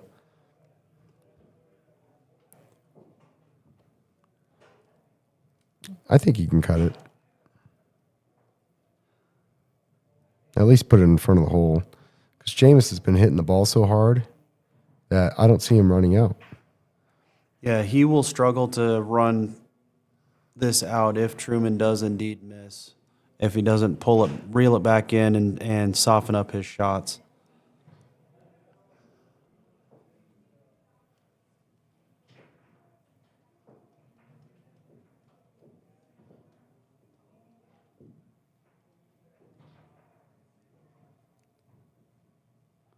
This is a steep enough shot to where Truman's going to have to put a little pepper on it to get that 8 ball to roll up there. And that can create a little concern for cue ball control, given the angle. Yeah, I think I just go for, oh, no, what are you doing? Don't do that. Cut it. Cut the ball. I don't like this. I don't like this bank. Oh. Oh, so close. That was very close. I still don't like the bank shot there, though. It's a tough one. It's a tough one. Right. You know, maybe he saw something on the table we didn't. I'm not really sure. But I was with you. I was on the cut this one in the corner. He left it up good, though. I mean, if Jamos does miss any of these balls and doesn't get a lucky leave out of it, Truman's going to be on the hill. Pretty wide open, though. I expect him to play 9, 11. Yep. And then 15, 12, 14. 12 to the 14 or 14 to the 12 really isn't a great way to finish the rack, but how the balls lay, I don't really see another way to get out.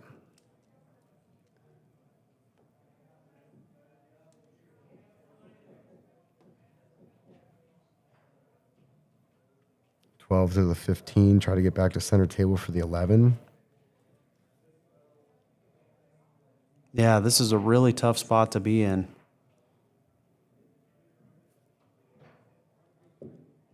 Like I said before, any miss from here is going to give Truman the 8-ball to get on the hill.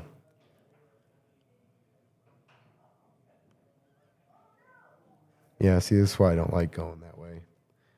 Now what do you got? You got to play safe. You got to bump that 14, hope that the 14 and the cue ball stay on the rail, or bank it. Yeah, again, this is tough because he's going to have to roll way up to get on the 14. I don't think the 11 ball goes by the 8 ball. He's got to land in that circle to get it on the side.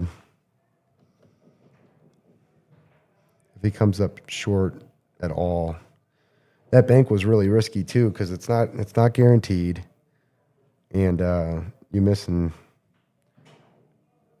Yeah, this isn't good. I don't think that goes past the 8.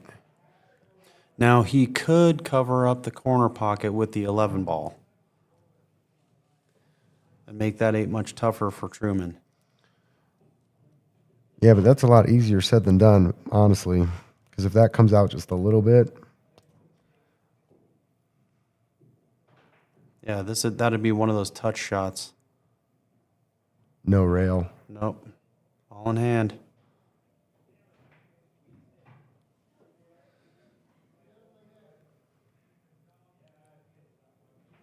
A little quick on the trigger there for the score, but didn't expect him to miss an 8 ball with ball in hand.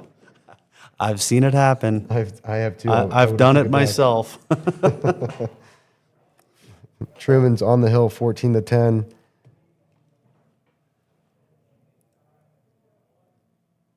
This would be the last rack before the break, even if it does not finish.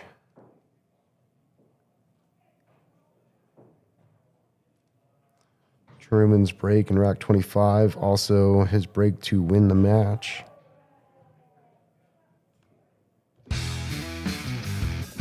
Garage Graphics LLC. Get your full custom apparel with Garage Graphics hats, t-shirts, and jerseys.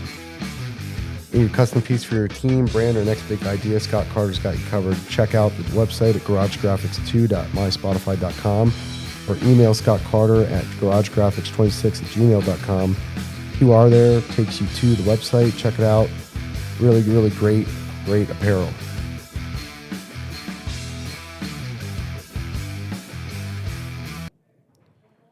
Truman the break for the win. Just as a reminder, this is not a win-by-2 format as the previous earlier match was.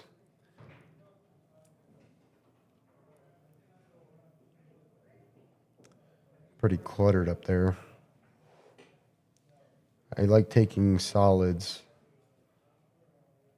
because I think he can get on the 4 at least to like get it out of there and play safety after pocketing the 5. Oh, you know what? That may even go in the side pocket. Oh, it looks like it might. Yeah, if he can get that cue ball to come off the rail and back here, he might have the 4 on the side. Oh, okay, he decides to go that way. Now he's got to play a combination. And he's going to have a lot harder time getting back for that 4 ball.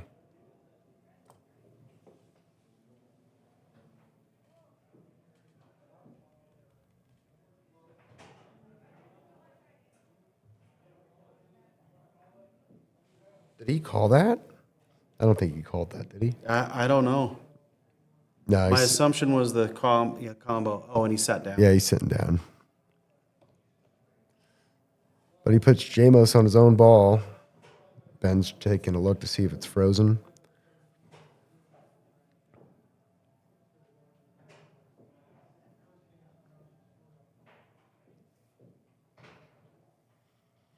Yeah, Jamos is in a bad spot here. I think he's kind of given up in a sense, though, with a few of the shots he played the last few racks. Truman just needs to thin this 4, put that cue ball behind the 14, get that 4 ball off that pack. Perfect. Perfect. Perfect. This is going to be really close. I wouldn't be surprised if a review came through.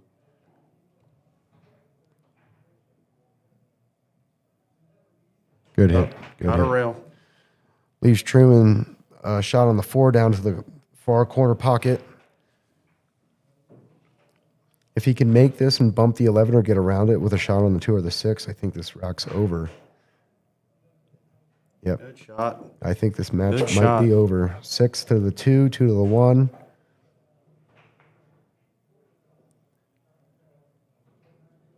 Truman just took his hat off. Still good, still good. Just nice and easy. Don't worry about the scratch. Top, a little bit of right, English. Perfect. Yeah, I think this match is over. Draw this back a little bit.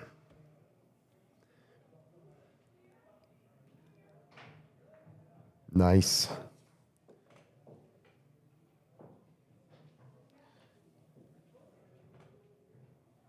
It's 8-ball for the match.